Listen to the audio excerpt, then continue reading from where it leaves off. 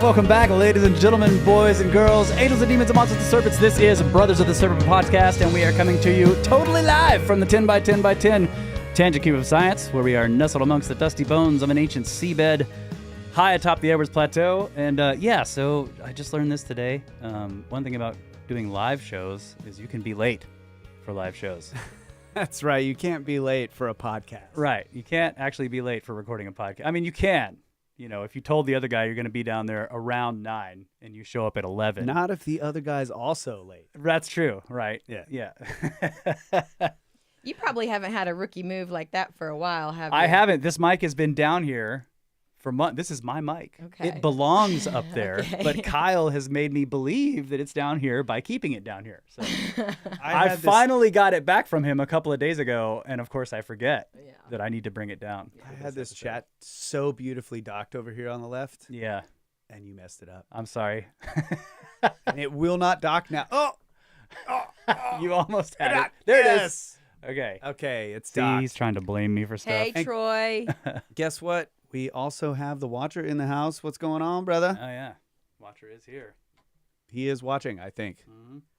And I was, I think, on time, probably. Yes, Yeah, you yeah. were on time. Yeah. Okay. Oh, me This too. time, yes, everyone was on time but me. Russ. And actually, I Woo. showed up on time without a key piece of equipment. Yeah, it's okay. So that made me late. Every Yeah. once in a while, we all have a Technicality, rookie you move. were here. So Watcher's only on right side. Is that? That's not for them. It's for us. For us, Yeah, okay. well, Yeah, I it's had fine. to give one of You had yes. I had to give one of the Zoom channels to Laura. Oh. It's because of you? Yeah. So Hi, we I'm so lost. happy to be in here. I'm here today, Laura's here. guys, to hang out, mix it up, move the seats, shake Yeah. up the mics, sound. Yeah. So- Well, we're glad to Hey, have you in Scotty. here with us. Scotty, And yeah, I was look going at to say, this. hey, I didn't want to interrupt. Scotty's Watcher. People in the house. chats. I see PD Riot. I see Troy, Green Tea, Scotty, Matt. Wait, which Matt? We're collecting Matts. I'm not sure which Matt that is. How you going? How's it going, Matt? Whichever one you are. But yeah, thank you guys for joining us. So I guess first Cosmic Summit. it was awesome. You guys, it was amazing. It really was. Totally professional setting. Like Yep. just the lighting, the sound, the whole setup there, AV wise was fantastic. And of course the venue was beautiful as well, but it was Thank you, Kyle, top notch. Yeah. for helping yeah. pick out the production and help getting them What is that? straightened out. What is the name of those guys' company? What are they called? They have a couple of different names. XL Live. They're a local Asheville company owned by Chad Stewart. So I found them through the website Stewart Sound. So they have I guess they have a couple of different little company names. But Well, yeah. Whoever you guys were, if you're listening, you killed it. I mean, you They- guys. Yes, Hey, thank I mean, you so what a much. fantastic setup! Beautiful, the light, everything was awesome. And yeah, it was. That And was Kyle's an experience. music was playing. Yes. Yeah. Yeah. the content was top notch too. I mean, we had scientists and these guys were talking about archaeological sites and finding, impact proxies and their whole journey through studying these sites, and then, getting in touch with Alan West and Richard Firestone and Yeah. these guys saying, "Hey, can we take a look at some of your samples?" Yeah. So they start doing blind tests, and sure enough, they find Yeah, that was cool. impact proxies at the YDB. Yes, It was just awesome. the whole list of presenters was excellent, and then of course the way it stacked up in this theme across the Yes. entire thing was awesome. Like, yeah, it was. I knew it. I knew it was going to be great. I just was like, yes, dude. Yeah, Getting George. these guys Yeah, together. it really Yeah. came together and was amazing. I I was George- not disappointed at all. George put on a fantastic. He did, and he's a genius for doing it. Yeah. I think. I mean, That event overcame a blunder Many. beautifully. Many. I mean, it was just like many yeah. blunders. Many blunders. Yeah, when you were Yeah. there at the event, you were like, "This is great. There's no problems." It was amazing. Yep. And I saw Murray, if you're out there, I saw you trolling the social wall. Well done, buddy. Ben and Kyle and I were cackling about that. It was pretty hilarious. That was fun. The social wall. I Yeah, yeah. participated in that a little. Bruce. Bruce. Hey, Bruce, buddy. Thank you. $10. Batman has a new knee. Russ's unfinished delivery timing was incredible. Awesome. Okay. The gate is not good. I can hear you cutting out of the gate. I gotta. Me? Yep. Oh. What does a new knee mean? I have no idea. Maybe he'll put the answer. But yeah, I have to admit that was for me that was an intense experience. That's weird because I have given this presentation, not that particular form of it, but I've given this presentation in front of people many times.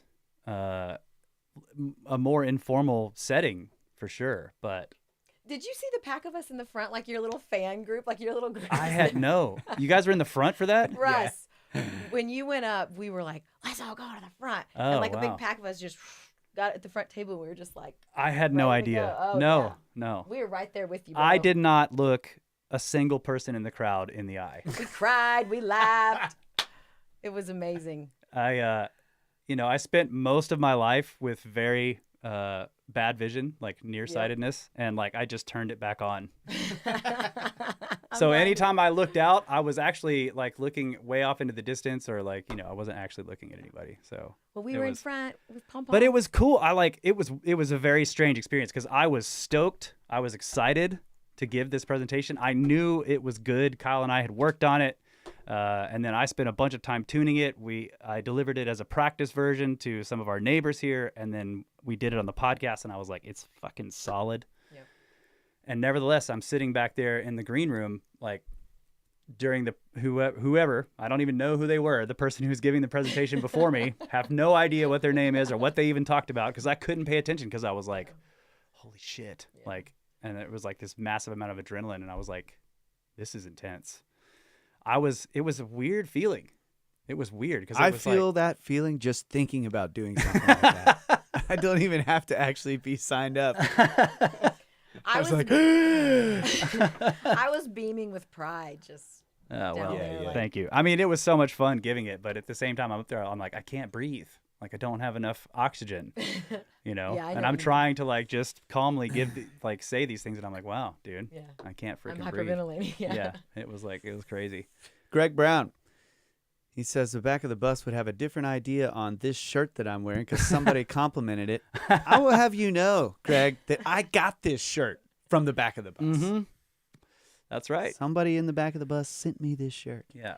Oh, Bruce had a full knee replacement yesterday. So Okay, that's what I was. All right. That's New what I thought. knees. I was like, maybe he's being serious and he had some operation. good for you, buddy. Yeah. Good deal, man. I'll expect you to be dunking some basketballs in a couple weeks, Bruce. Yeah. So I don't know if Now, you best of luck on healing up there, buddy. Mm-hmm. I was wanting to go back to some of the speakers, if that's okay. I don't know if we're moving away. Yeah. from No. it. No. Okay. No. No. Andrew Moore, my first to really see or know, and I really liked him. I liked the way that he addressed the audience, thanked them Yeah, so he much was for being great. so amazing. That was cool. It was cool that all of the scientists and the doctors and all the speakers saw the movement or, whatever, Yeah. and complimented it and was happy to be part of it.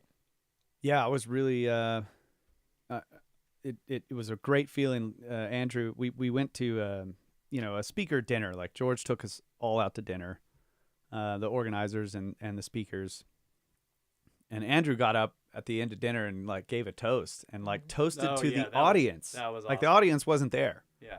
Yeah. so they didn't hear this. But he was just like, that was the most engaged, curious, enthusiastic and generous audience, one of the, I guess Yeah. he said that And he had was like ever- in a non-academic setting. These people were Yeah. incredibly engaged in these difficult and complex topics. Like so. Yeah. Yeah.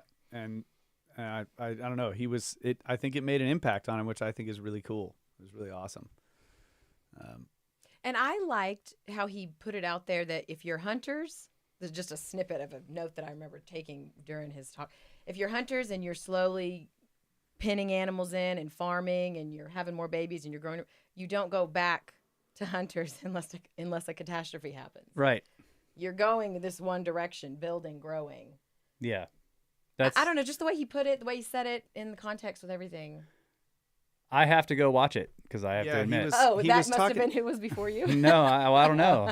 He was talking about a threshold. There's like this threshold that you reach that a group of people or a civilization will reach where they can't go back. Yeah. It's because, you know, as the civilization is growing, of course the people on the edges are exploring or going out and they're doing the hunting and stuff. But the body of the civilization, the population gets more dense because they can have more sustenance in a smaller area. Yeah. And then the young, the children, everything is like relying on this abundance of sustenance. And so they have more babies and all of that starts to kind of get locked into its own system. And you can't actually just switch that off. You can't switch back to hunter gathering from that because it requires like surplus and yeah. And I think that was a question from the audience that he answered, and when he answered it so well, I thought, wow, I'm writing that down. Yeah, that was go back. That was a really interesting point that he made. Right. So basically, the speakers who were the two speakers before I went on, and then almost everyone afterwards, I didn't get to pay attention. Like before, I was really focused on what I was about to do, and then the after ones, I couldn't get away from people who wanted to talk. I wasn't trying to, but I couldn't go. Everywhere I went, people were just like, hey, man, you know, I want to talk to you about the presentation. So I just didn't get to pay attention. But it's also hard to listen when you're in the green room, too. Because when I was in the green room, I missed totally. The green room is the only place where I was able to hear anything. Because sometimes the people in there would be quiet listening, and I could sit there and listen. So mostly I would sit out at the tables and just write notes and just listen to it. But okay, yeah. You know. Yeah. Oh, yeah. I should say this. People are saying they're going to support this. You can still, obviously, the video on demand is going to be available through HowTube and Russ in perpetuity. Yeah. And Russ has an affiliate link. So if anybody hasn't bought the live stream or the video on demand now, because it's not a live stream anymore, you can get it through our affiliate link, which is posted on Totally Professional. Marketing situation. Yeah, it's totally professional. It's on our website for the previous episodes, but it's basically just howtube.com/Brothers of the Serpent. That will take you straight to it. Okay, yeah, that's easy to remember. If you sign up there, Russ makes a commish off of that sign up. So yeah, you can support Snake Bros make a commish. That's true. Yeah. You can support the bros. No, we have to give him all the money. No, we don't get any.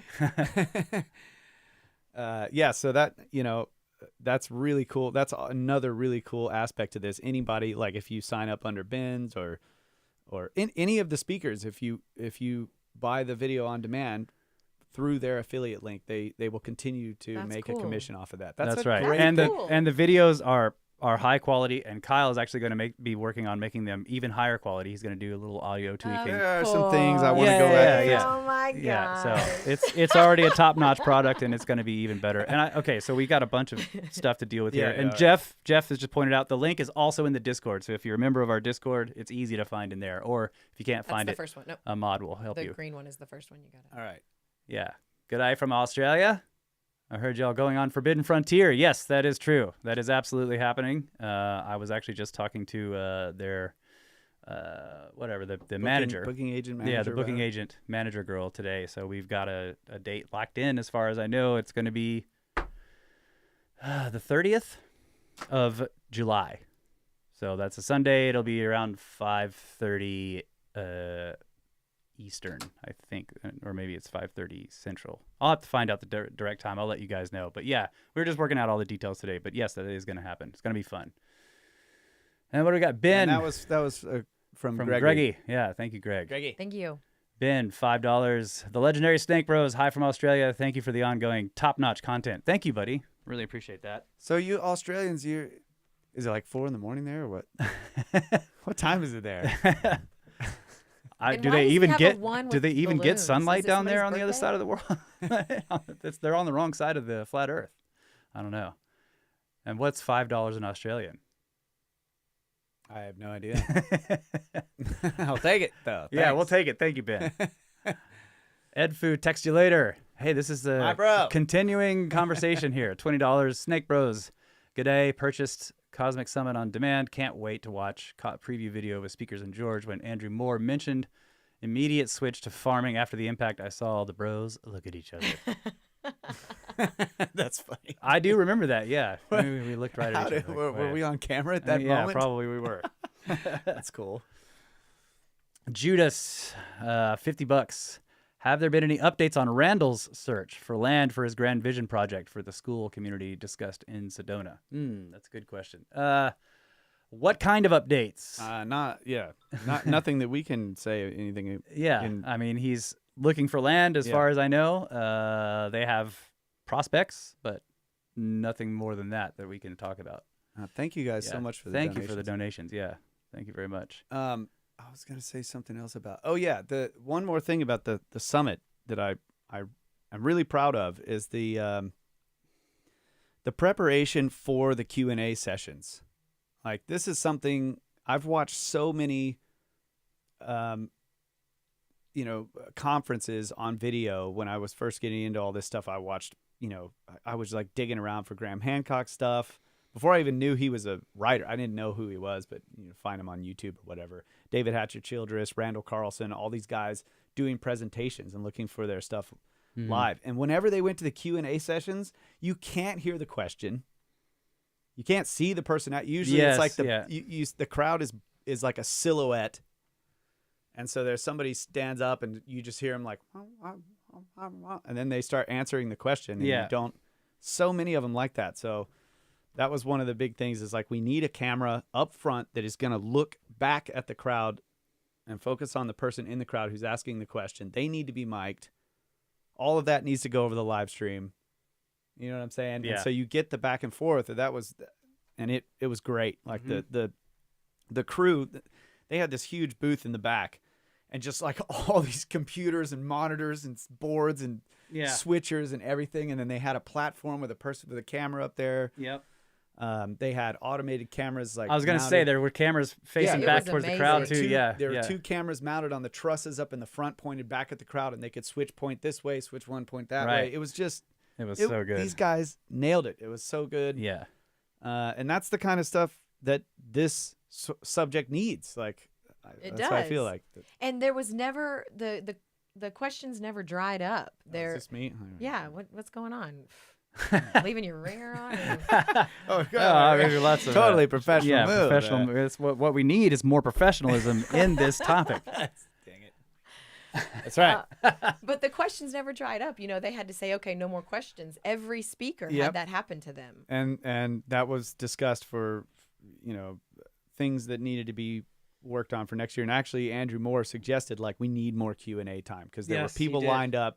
They want to engage. They want to have this conversation, and they want to have it in front of the crowd. Like, it's not like, yes, people approach the speakers privately and want to talk one-on-one, but there was a lot of desire on the part of the attendees to get up and engage with these people publicly, which is cool.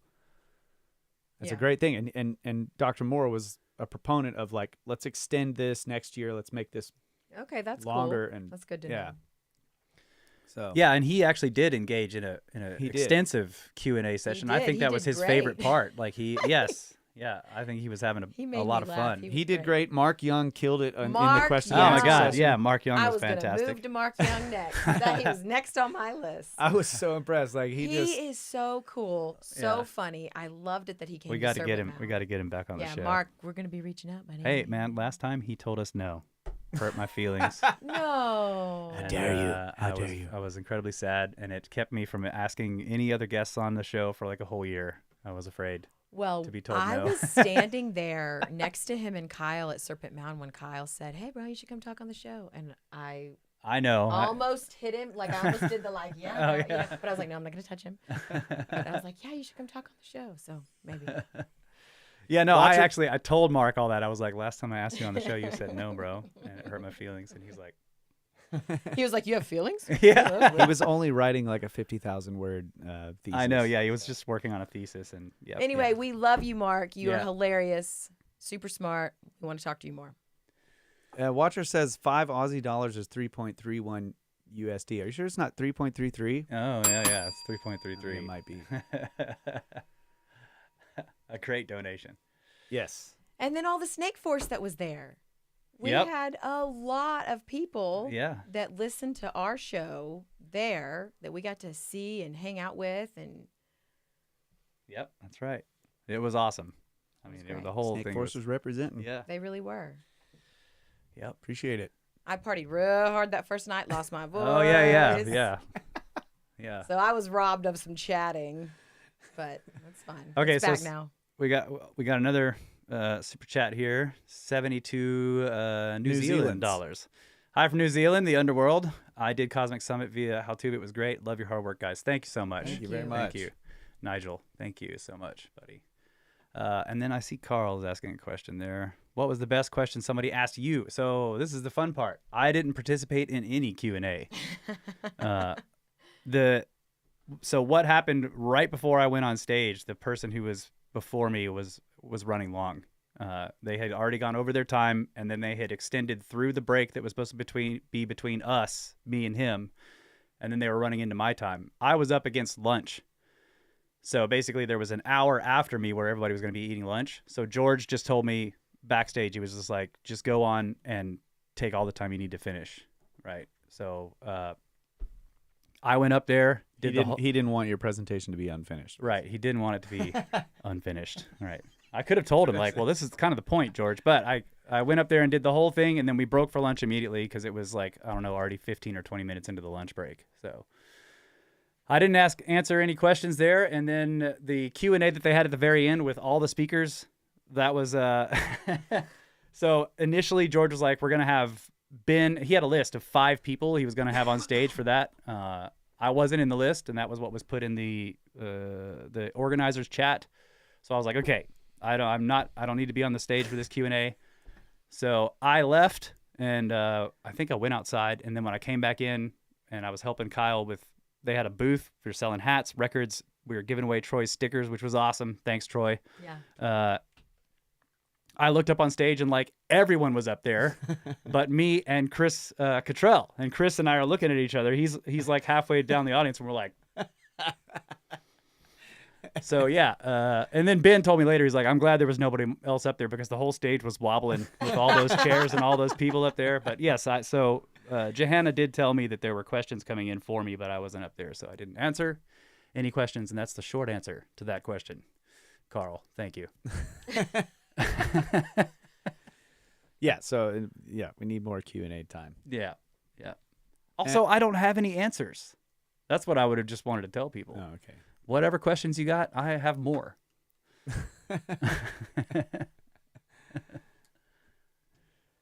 All right. Yeah. Are we still talking about the summit? Mm-hmm. Yep.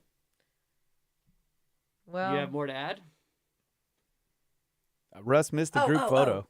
yeah, he missed the group. Were photo. you in it? You guys were I in was it? in it. We but- were Okay. in the front, right next to Martin Sweatman. That also and happened his right after I got Yeah. off stage. Lovely partner. Yeah. Okay. Yeah. Well, I missed it, and all the people that were in a circle around me asking questions also missed it. Yeah. So Yeah. So I you know, it did. wasn't the Russ full did group. Russ did an unofficial Q&A because he Yeah. came off and like people yeah. went up to him. I mean, it was awesome. Were they sort asking you questions over there? Yeah. Was there a really good question that stuck into your mind that you thought, wow, this person has asked a good question?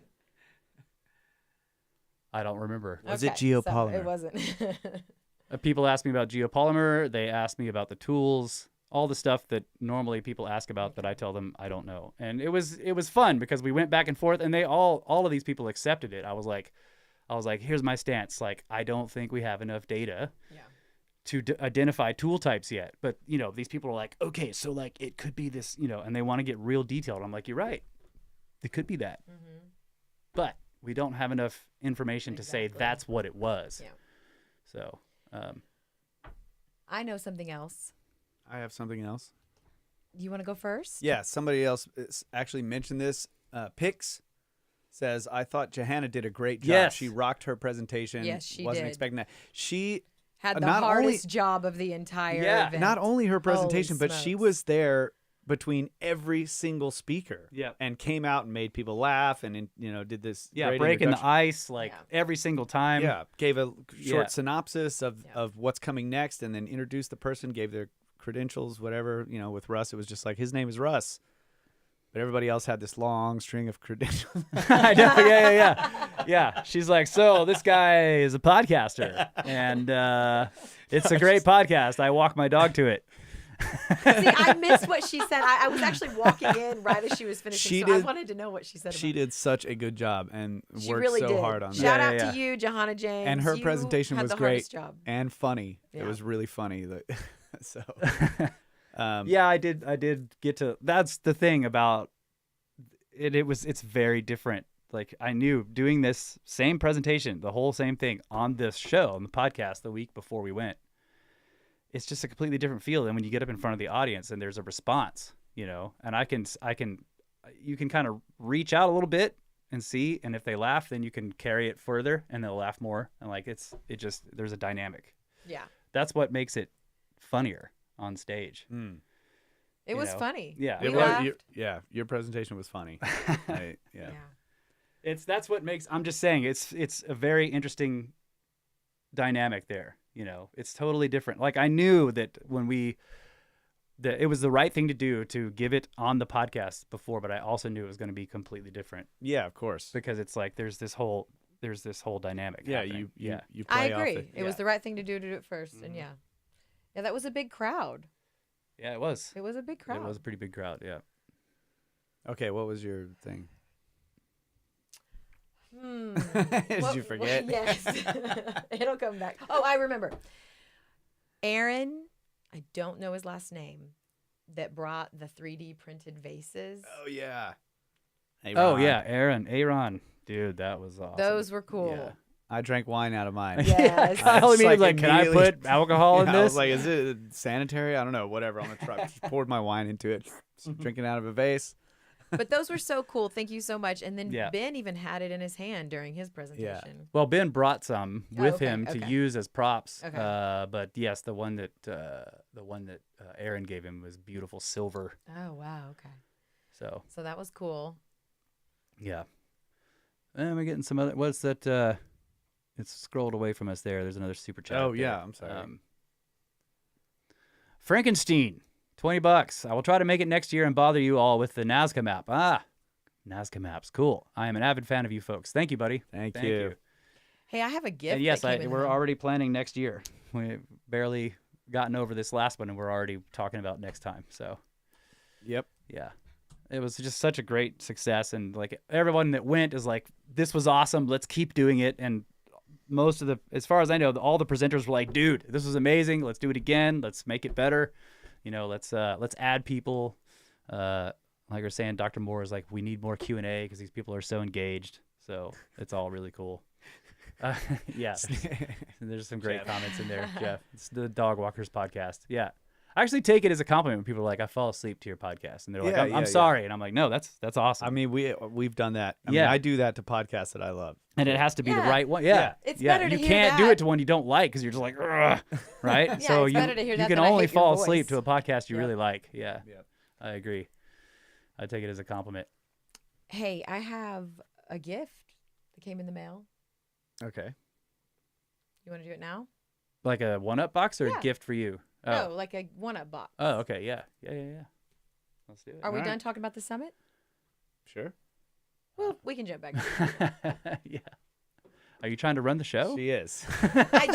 I just remembered it over there, and I just thought I'd bring it up and ask. We don't have to do it right now. Go for it. Okay. I put this together a while back, but then life happened and I didn't see it until now. Since you're reading this, that means I actually sent it. Congratulations to me. Not sure if I've ever mentioned my path to the show before, but here it goes. I heard George Howard on 7 Ages, Mm-hmm. searched for George on the Apple Podcast app, and found the first sode he did with you. Oh, wow. So when George isn't feuding with best-selling Authors. authors, he's sending people to your podcast. What a guy. Yeah. Yeah. What a great guy. Tony Petrangelo, my Italian brother. Oh, that's Tony. Yep. We know Tony. Yeah. What's up, bro? This buddy. is probably one of the best gifts that has come through here. He made a Lego set of the studio. Oh my God. Kyle, look. The 10 by 10 by 10 tangent by 10 tangent cube of science. I have seen this. I saw him working on this. Oh my God, dude, this is awesome. It's the full thing. We got to buy this for We Soul. got to get this for Soul. Yeah, Yeah, look Well, at this. I couldn't saw him help working on it. myself. He sent all the pieces and I made it today. Oh, you built it. Okay, he did actually send the kit. He sent it all. And I just couldn't help myself. I had to do it. So no one was here with me. Lila was asleep and no one was here with me. And I had a little bit of time before the show. And I thought, man, I would like to do this with Soul, but I'm just going to do But it. wait a minute, is that the old version of the studio? No, this it's the was new. after we redid Yeah. it because I remember him like, I Oh. need better pictures. So I said, Oh, okay. He's got the texture of the foam. He's got the beers, the lamps. The beers. The air conditioning. I mean, like everything. Oh, you're right. and the Okay. guitar. So right after we finished it, I had taken a picture of it when it was just pristine. But there Oh, was a wow. box of Coors Lights like right there in the photo. He put them in there. I loved Great, making dude. this. Thank you This so is much. awesome, it's so freaking cool. Wow, thank you. I had such a blast in there. Let's see the guys. Where are they? Yeah, there's the guys. You each have a phone. Kyle, you have long hair. What? This is awesome. So Tony, you need to send a Snake Wife characters and then like maybe one prop for me so I can come in sometimes and raise hell. And then okay? we need the Watcher's space station. Come on, buddy. Yeah. Yes. The expansion pack, Tony, is the Watcher and Snake Wife, please. You're wearing a tie. Oh no, it's a jacket over Okay. there. Awesome. That's hilarious. Thank dude. you Oh my so, God, this so is much. great. I can't say it enough. This is just so wonderful. Oh, this is The definitely. detail, everything. It was so fun. He's got our pictures on these phones. Something. That's Oh, great, man, dude. This is amazing. Wow. So yeah, great addition to the cube. Yeah. And great yeah. fun for me. That's awesome. Wow, Well, I why have. didn't we have a Lego set? That's really cool. Let's see. Oh, Blueberry Blue. Bears. blueberry beers. Blueberry Bears. This was a gift. Ooh, I'm gonna get in trouble here. Someone gave this Uh-oh. to me at the Cosmic Summit. Can't remember the name. Oh man. But thank you so much. I remember your face. Very clearly. Describe the person. Very kind, and also bought an album too, and I really appreciate it. So I said I would drink these beers on the show. I was You want also one? A yes, blueberry I was, beer? and I was also informed that we're having some other beers sent to us. Yeah. Yeah, just got put in the mail maybe yesterday or the day before. Some beer made with very ancient wood. Oh, that's right. That's Yeah. right. Yeah. Yes. All right. Well, Are we ready to take a break? Yeah, I think it's break time. Cheers, guys. It is. We'll be right back. Thank you cheers, so much. Cheers. Snakes. Cheers. Snakes.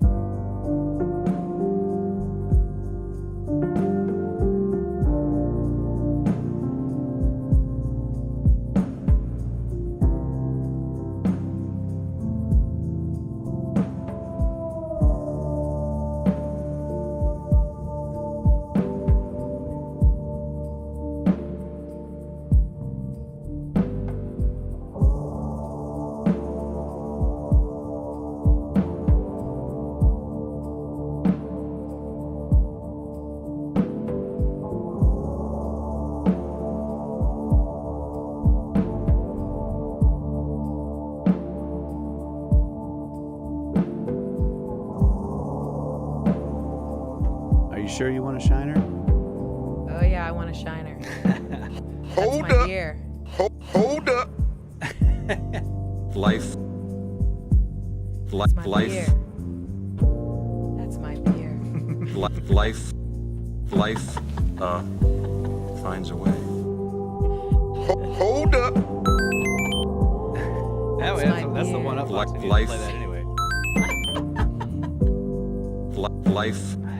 We should do this more often together, man. Hold Kids are up. asleep. We just come in here and play with these little buttons. The kids love to The play with kids these love, buttons. yes, they love the soundboard. No, we get to do it when there's. And we're back, ladies and gentlemen. Brothers of the Serpent podcast live. Yeah, I guess we got a lot of great questions, and thank you so much to everyone for the super chats coming through. Yeah, really appreciate it's just that. very humbling that you guys are just out there giving us money for sitting in here talking about stuff that we love. It's amazing. It is amazing. I never thought this was possible. I knew, it was not even something I even had imagined that could be a thing. Yeah. I agree, and I'm It's cool. so grateful. And We real are very quick, grateful. But you did ask me years before, like, what was this? Might have been 15 years before we started the podcast, maybe 10. We were sitting at a Starbucks or something, and you were like, "You need to come up with something cool That's right. that we can do I did. with the internet." I'm sure the watcher remembers this too. We were sitting at Starbucks, and I'm like, "You are a nerd. You're on the cutting edge. I can see that the internet has this capability for you to figure something out that just makes money. That's cool." this is my first. We hearing just did about not that. know that that's what this was going to be. But I Yeah. do know Kyle's a visionary, and I do know that he has the ability. Yeah. To Watcher see was it. all about it. He remembers it. Yeah. Yes. Yeah. Yeah. Hey, real quick. I think our buddy Matt was there too for that whole thing. You were. Yeah. What?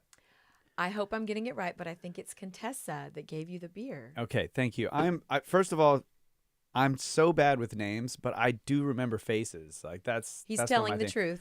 I'm terrible with names, so I hope that's not offensive. But I remember Some you. other people are bad with names. There's other people. Yeah. out I'm there also that are, terrible with remembering names. Yeah, So I'm pretty good. and I'll Yeah. try to. Yeah, Laura's pretty good. Laura's and, good at it. And I'll do this thing where I'm like, I'm gonna make sure that I remember this person's name, Yeah. and then we'll start the introduction, and as soon as it's my turn, I'm just like completely not paying attention, and then right after that, I'll be like, wait, what was your name again? And I'm like, this time I'll remember it. And they tell me, and then I just lose it. Because then we'll start talking, and it's gone. I don't know what it is. I got to work on it. It's something that I really do work on. I actually have been focusing on this a little bit more because we're doing the tours and then also the summit.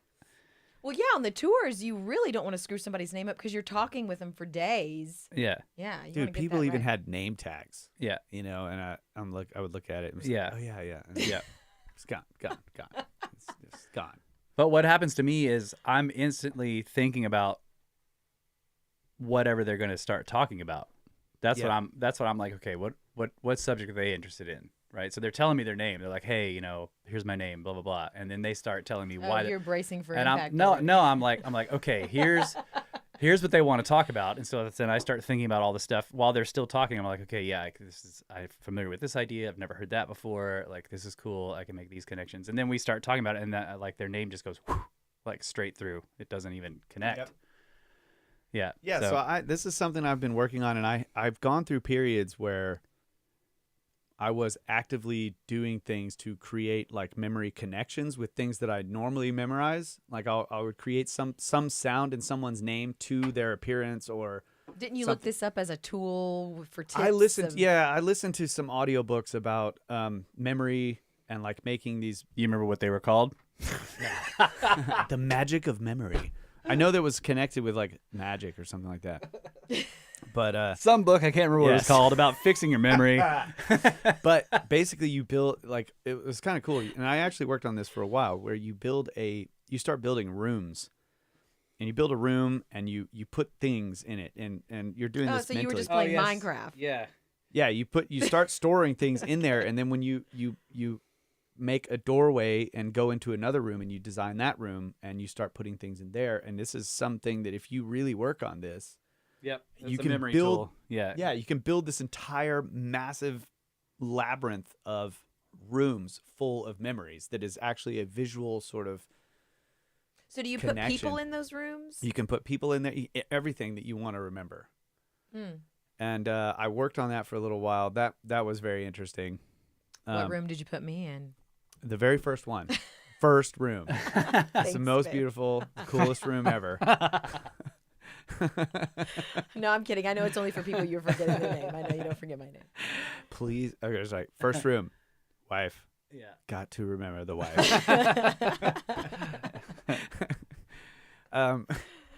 What was the name of that room? Hey, No, but there. go ahead. Yeah, there was some other, basically some techniques that I learned from that, which was doing visual associations with names, and I did that for a while when I was in a situation where I was meeting a bunch of new people, and it worked really good. And I still remember those people's names today when I see them again. And if I can't remember it, I can go through this little process of like connecting that person's appearance to their name, and I'm like, oh yeah, you know. But I don't. I stopped doing it. So you have like a blank stare and you're like going through the hallway and down the room while they're staring at you. No, I'm not actually using that technique, but it's a visual association Okay. technique, and it works. But I just don't utilize it enough. So I wasn't doing Okay. it at all. I think you guys are forgiven for not At the remembering summit. people's names. I immediately tell them. I'm So not- yeah. I'm just like, bro, I'll try to remember your name. They're like, dude, don't even worry. Like, I can't remember everybody's name either. That's usually what I get. Yeah. You don't ever get somebody that's like, you better remember my name. Yeah. Haven't anybody say that yet. Just an interesting thing. Okay, we're going back to some of these Yeah, Yes. so comments. back First to of all, this is a good. Sam Brown says, got his album in the mail today. Thanks, Kyle. I just mentioned All that. right. Not a super chat, but he's just like, got his album. And I've seen Good people deal. posting pictures. They're getting People the are records. buying the record Yeah. on the $50 Dynasty Patreon. It's for sale in there until July 4th. It'll be for sale to the general public for more money. Cool. Let's see. Kyle, are you posting $50 Dynasty overseas? So are you shipping it overseas? We are shipping it overseas.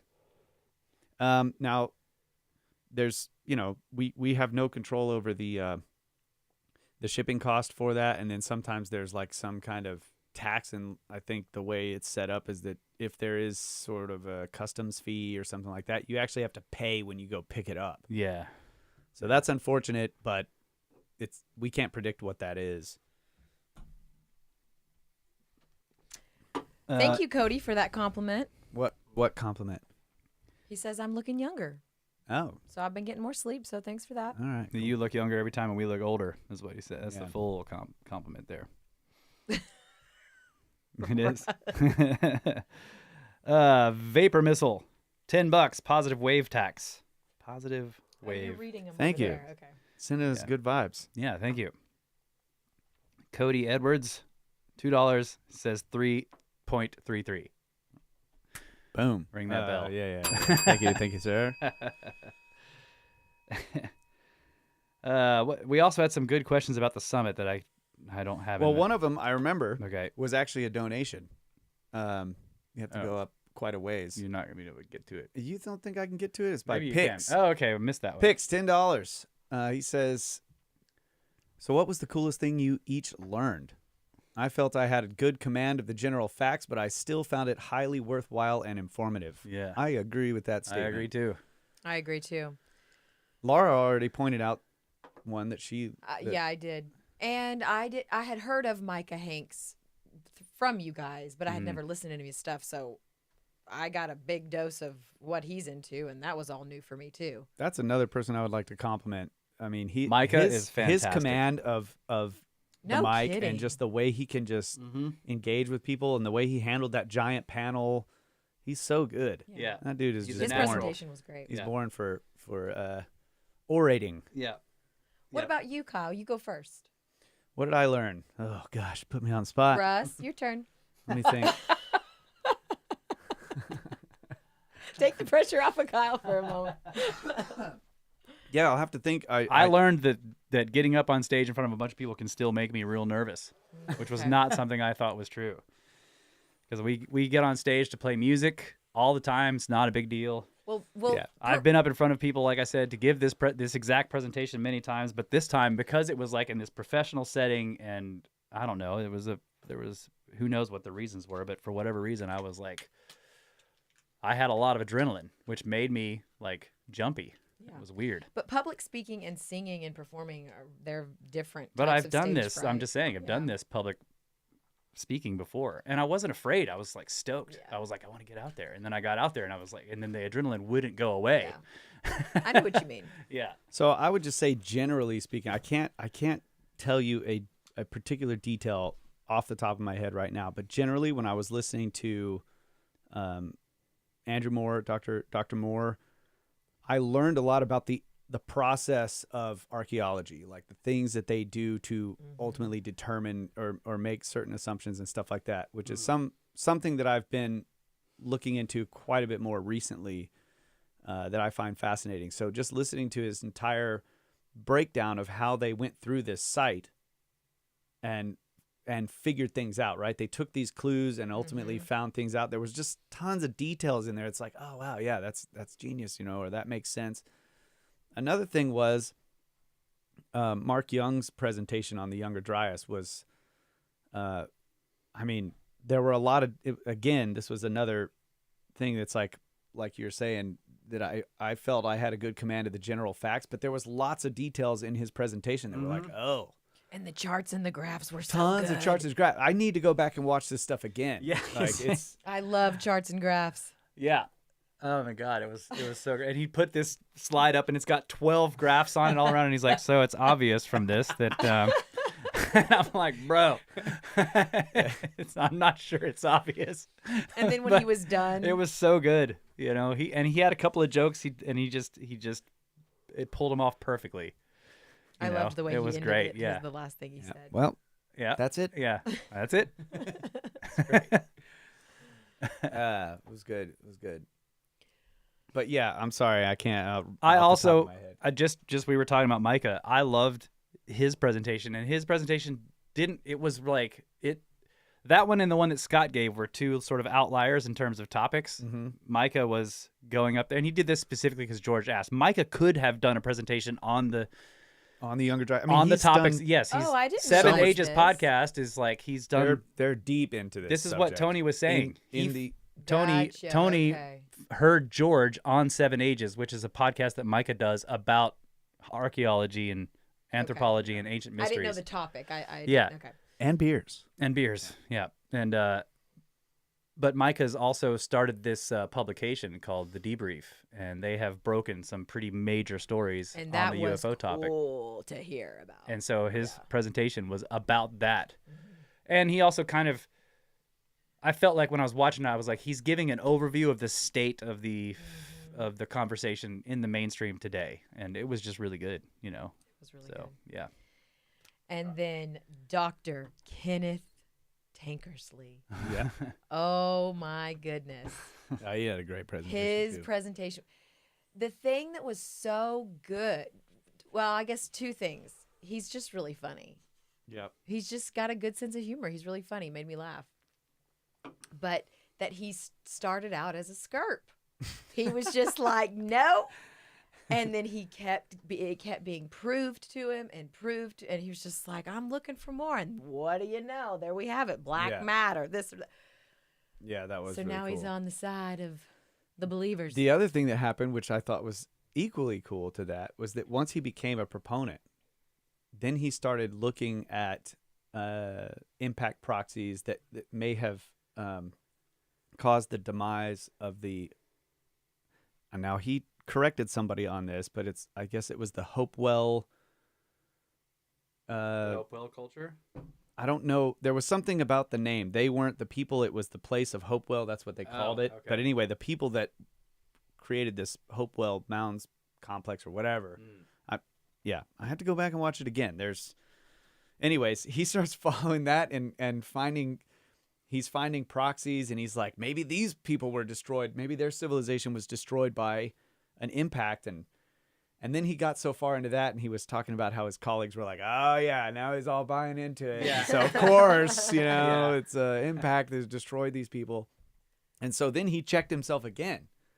like, okay, maybe I'm too biased Yeah. on the other side, and like it's good science. It These was people so are doing. good. Yeah. His They're presentation was checking. great. Yeah, And maybe next time. we get to jam. We get to I'm sorry, jam. Ken, if you're out there, and you're listening to this, bro. We need a jam. We He felt- brought We his are guitar looking all that forward. way. bad. Yes. Yeah. We also brought our instruments the whole way and never unpacked We them. never played. Never used them. And that That's was the a first time Yep, that's happened. That was Yeah. a first. It was just a hectic So weekend. heads were Ken hung told me low on the way home. He was expecting the big jam session, and it didn't happen, and he went back to his room. And he got in his room, and he got his guitar out, and he started playing.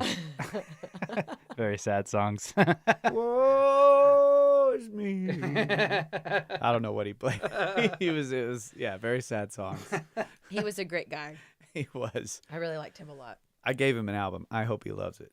And Joanne Ballard, shout out to you. I loved my Yes. conversation with you before my voice got shot. And Yeah, Joanne. I look forward came- to talking to you more because we're in a conversation to guest coordination and stuff. So. Yeah, so she is a ash expert, like a ancient fire expert. I don't know how to. She's cool. They had this cool I'd like little. to get her on the show. Oh, Johanna nicknamed what I think this is it. Johanna nicknamed her like the Ash Hunter or something. Yeah, Is that something it? like that. Okay. And so she goes around looking for, evidence of fires in. Is it geological? She's a geologist. I'm pretty sure she's a That's what geologist. she told me. Yeah, Yeah. I'm pretty Yeah, sure it's so she's geologist. looking for ash, and that's her specialty Mm-hmm. is identifying, the proxies for fires essentially. And she got up there and did the Q&A with Mark after his Yeah. Younger Dryas presentation. It was great. Like the two of them were awesome to listen to, and the questions were great. I mean, they were just yeah. It was a great show by the audience and speakers both. And Ben was awesome. Yeah, he was. Actually, Ben rocked the socks off everybody too. I had to give him some shit. we got to give each other shit. Yeah, yeah, yeah. It's the way. It's the way. Well, because him and I were talking back and forth, of course, leading up, and he's like, "How you going on yours?" He's like, "I still have way too many slides," and I'm like, "Well, I've practiced it and I delivered it in 50 minutes or whatever." He's like, "Oh, you practiced?" I'm like, "Yeah, dude. Like, find some neighbors that you can talk to about pyramids, and just deliver it." And he's like, "Eh." Oh. So I asked him, like a little beforehand, I'm like, "So you're adding all the vase stuff? Are you going to remove anything?" He's like, "Well, I've removed some stuff." And he did. But unfortunately, he was not able to complete his presentation on stage, which sucked because, the presentation is fantastic, and he made it all the way through the vase stuff. And we actually talked, him and I and George, maybe we can find an extra 30 minutes for him to get up there and complete it because, the end of it is where he's like, comes out of the vase information and then he sort of wraps it all up with the whole Tale of Two Industries thing. He needs to do it. This is the kind of stuff that I want. Let's make an addendum to his presentation in the video on demand. Yes. Yeah. He needs to finish it. The other thing that happened was Chris Cottrell. Yeah. He's just like, he's like laying out his whole case for the Carolina Bays, and he's like, he's finally like getting there, and he's just like, yeah. So basically, Right. like all Yeah. the power just shuts Oh, off. We're like, yeah. oh, they're coming after us. And yeah. Poor guy. And then it Yeah. was just like, finally the power comes back on, and they're like, okay, next speaker. Yeah, I know. Well, you could hear him up there, and he's like, "All right, well, it was basically over," So that's something I want to fix. Yeah. In the post editing, and Oh, that'll be great. Yeah. Yeah. Yeah, I just told him like, dude, let's just record a closing, whatever his closing remarks, however he wanted to wrap it up, and we'll just stick that in there. And his presentation was great. Could you explain the sea levels rising and low? This is something that I learned, and I learned this on our podcast, but it hit me again when he was presenting about the Carolina Bays, and it hit me really hard, and I was like, this is genius. Yeah. It's great. How can let's see if I can do this. So he's looking at past sea levels, and they're pretty well established based on a lot of different data from ice cores and whatever else. around the globe in the Carolinas. So these seashores, they come up, they leave a mark, they go away, they come back, they leave a mark, they go away. Now, if sea level rises up, and it's going to obscure any feature on the landscape that it covers, right? So if there were Carolina bays there, they would be wiped out by this sea level rise.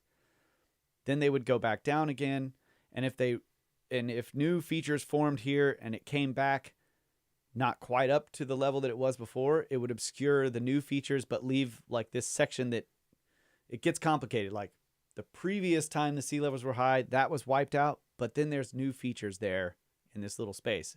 If it goes and they get truncated by the next rise. That's right. If the next rise comes up and goes even higher, then it just wipes all of that out. Yeah. So he was using this way and in this beautiful logical system to look at Carolina bays and their visibility in context with these known past sea level rise events and their dates, which are pretty well. I mean, there may not be a really tight specific date, but it's known that it's like this is 125,000 years ago the sea levels came all the way this way, and there's like no bays in all beneath of that, those lines, yeah, beneath that line. So Yeah. he's like, okay, so it's really tough to make the case that the Carolina bays were made at the Younger Dryas. Because if 125,000 years ago this sea level rose and then went away and never came back to that level, then there should be Carolina bays on that level if they were made at the period of the Younger Dryas. right. But because they're not, you can't say. But the cool thing about this is, even though it suggests that the Carolina bays are not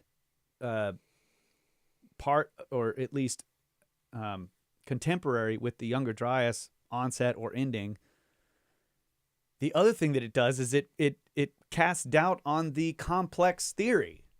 Because if the complex theory is suggesting that these bays are created over time and they all have the similar elliptical fashion, they're all pointed in the same direction because of the prevailing winds and such. Well, there's 125,000 years where none were created. And so it's like, okay, that also seems to be put in doubt. So really it was cool because it kind of just casts again in mystery this whole formation. Like the whole, what like is the it? The Artesian, Aeolian, lacustrine, Yes. cosmopolitan, whatever. That's right. Yeah, it cast out on that. Yeah, so that was great, and it just hit me, boom, and I remembered, like, yeah, he came on the podcast, and he told us about this. Yeah, And I had just... and he had contacted me. He's like, bro, we got to talk about this Yeah, for that he show. got- yeah. yeah. He was just like, I've got this, like, holy crap. He's Yeah, like, you he's- guys aren't going to like it. I'm like, well, we're gonna love it. Yeah, if you think exactly. that. So it hit me again. Yeah. Because, I mean, we had talked about it on the show, and that was a while back, and it I need to obviously go listen to the show again. But, yeah, his presentation was great. He really laid out the Yeah, it was case. great. So that was something I learned again. Yes, those were good. And Luke Caverns. Oh, my bro. Yeah, Luke did a fantastic job. We met his fiance on the plane. Oh, that's a good story. So, A very unlikely story, yes. but it certainly took place. We get on the plane to go. We fly. Well, out. did we tell, like, Luke, when Luke came out to do the show with us, that was an impromptu thing. We kind of talked about that on that episode. Yeah. But we had invited her as well to come out, and she couldn't make it. Yeah. So we didn't get to meet her. And then, yeah, go ahead. Yeah. You're- So we get on the plane, leaving San Antonio, and right when we're landing, I put my hat on backwards, my Snake Bros hat on backwards, like we're grabbing our stuff about to get up off the plane, and then this girl behind us in the row behind us is like, "Hey, wait, like what? Is the Brothers My of the Ser-" fiance was She's like, my fiance was just on and the show. I was like, I knew it. I saw you earlier. Laura had like peeked back there and was like, I think I recognize this person. Because I had followed Luke on his social media, so I Yeah. saw his girl. So Luke's She's- fiance ended up in the seats right behind us for the flight that we were on, and she was not going to the summit. We were going to totally different places. So we got to go have a few drinks at the We bar. both had and a 2-hour chat, layover Yeah. at the and we got to meet That her, was even though she just couldn't come crazy. out. It was so crazy. yeah. So that was really cool. And they're almost married. Congratulations. And we Yeah. love getting to meet Yeah. you, Lauren. And Luke, you kicked butt on Yep, your you did. presentation. You killed it on your And presentation your too. dad is cool. Yep. Yep. And the I loved the Indiana Jones themed, like the text, the font, everything you used in your presentation was great. And you're just like, let's get out here and find some lost cities. I'm just like, awesome. yes, yes. I got so stoked again during that presentation, Yeah. just like on the show. I was just like, let's Yeah. go, It was dude. great, let's, dude. let's hear it. It's great. Oh, yeah. Yeah. There it is. Let's do it. All right, we got more comments. Yeah. Kyle and I have been watching all the old Indiana Jones movies. By the way. Jeff, That's right. Jeff gets $5, says he doesn't do names. It's harder to write down a face, like in a police report. What else we got here? Vipercrest. Yeah, Vipercrest. Hey, buddy, I'm glad you're. You told me you were going to be up for it, and you were. 500. What is that? I don't know what that denomination NOK. is. Yeah, I know. NOK. I looked this up every time. It's like Is it 30 Norwegian? It's like $40 or something like that. Is it Norwegian? Thank you, buddy. Thank you so much. So is this the new thing YouTube's doing? They put all these crazy animations Watcher on. can figure it out. Yeah, he's put a rocket in there. 500. Oh, you get to NOK. choose. I don't know how these things work. Thank you so much. Sam, I don't care how much it is. Yeah. I really appreciate it. all the Thank you. donations. Thank you guys so much. Sam Fibro Fox, £5. Love you guys. Good vibes from the UK. Snakes. Next. Thank you so much. Norwegian krone. Yeah, Hmm. 500 krone, bro. No, it's Crone. Awesome. Michael, $72. Wow. Thank you, buddy. Ring that bell. $72. Been listening to you all for a while and love it all. Thank you for doing what you do and being yourselves. Love, a fellow musician and lover of the mysteries from New Mexico. Thank you, Michael. Thank you, bro. Yeah, thank you for that $72 donation. And there's lots of good questions in here, too. I don't want to skip all of them. But picks again, $5. So what new hard connections can we draw? What was the new solid ground? I thought Walter's material was explosive, and yes, Mark did a fantastic job. Yeah, Scott Walter's presentation is intense. Again, I missed most of it. It was very detailed. But we saw him give it, and we sat and paid attention when he gave it a couple of years ago in... Sedona. No, it was in What? Little Rock. Yeah, you're right. That's right. It was Little Rock. It was and in Little Rock. And so he was, so what was clear to me is that it was that same presentation, but now he's a few years down the road with Yep. more research, more connections, more papers, more like old diaries. And yeah, I think he's following the trail. It's You cool. know what it kind of reminds me of? It reminds me a little bit of the whole what is the guy's name? Green, something Green. Alan Green. Alan Green's whole research path looking into Shakespeare. That's kind of what it is. It's all he's finding all these like letters and clues and maps and carvings in stone and connecting it all to the very, it seems like a, you know, to us also a Yeah. very likely possibility that contact was made over here much way earlier. Yeah, I love that. Me I too. mean, like I'm all in on that kind Yeah. of exploration. And you know, like how, like it's similar to the Clovis first. Anyone looking at that idea has been ridiculed. You know, Yep. I mean, it's getting a little less so these days, but it's still just like Clovis first. There are people that hold out on this. Like, no, there's no evidence of any people getting here. You know, prior to the standard story that everyone tells. And like Scott is like, no, there is evidence. The Kensington Runestone Yeah. is where he started, and he goes from there. Yep. It's And the really idea cool. that that it was the Templars, you know, escaping their inevitable destruction Persecution, in yeah. Europe and bringing with them some of the secrets and treasures that were the reason they were being destroyed, and hiding them, and then Here with the integrating natives. with the natives. Yeah, Yeah.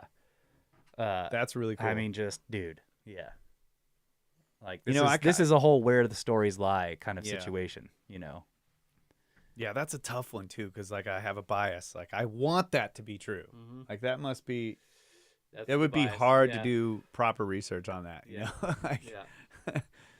But I think he's laying out a pretty decent case for it. Yeah.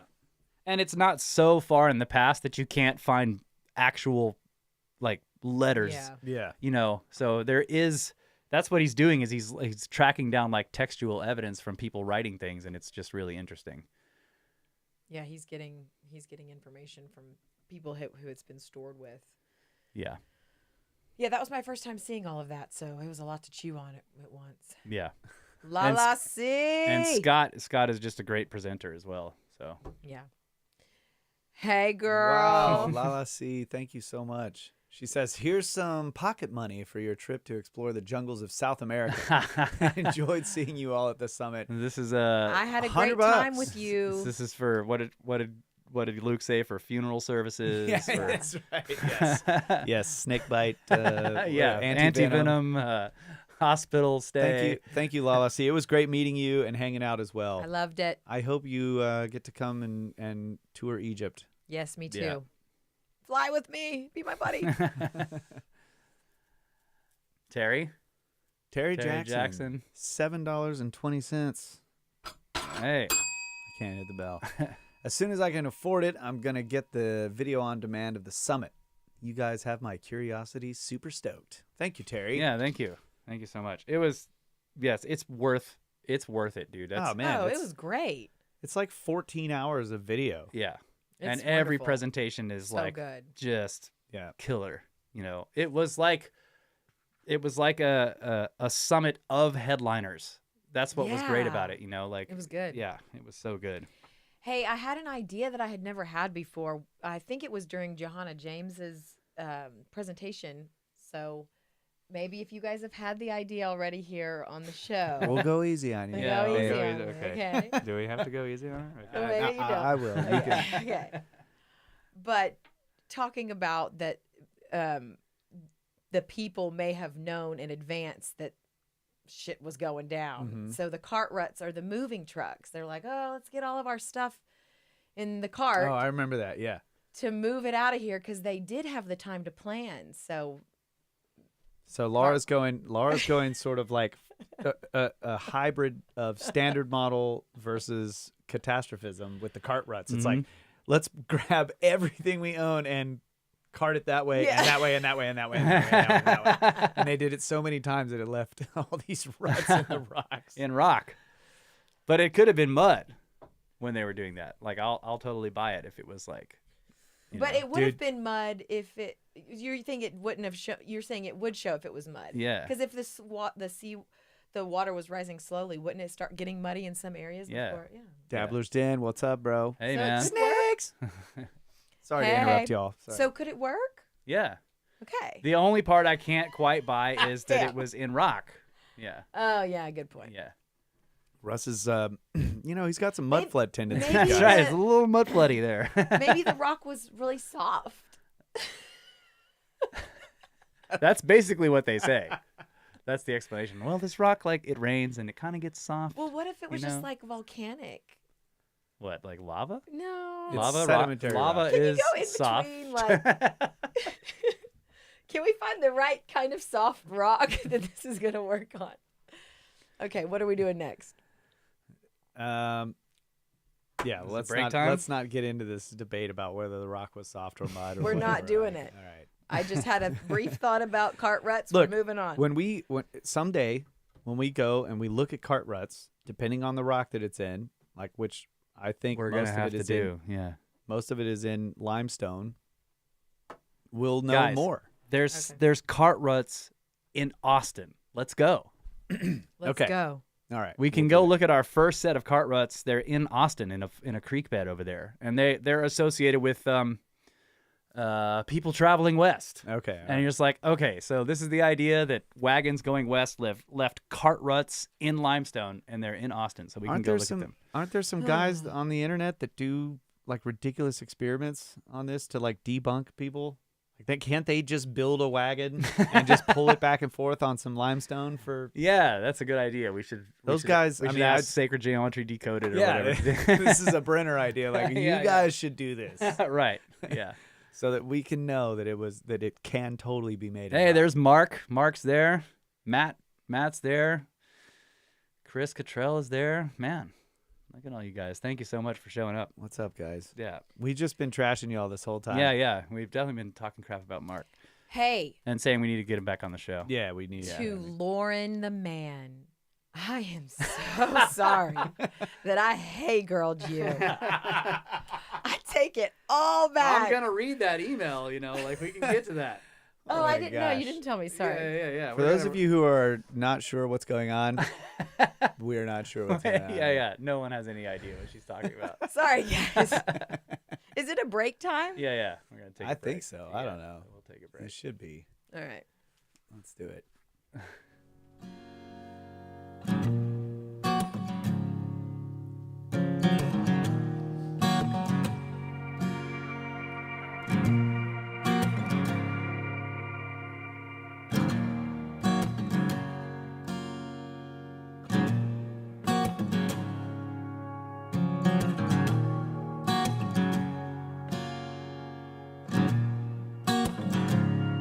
What, behind the rabbit?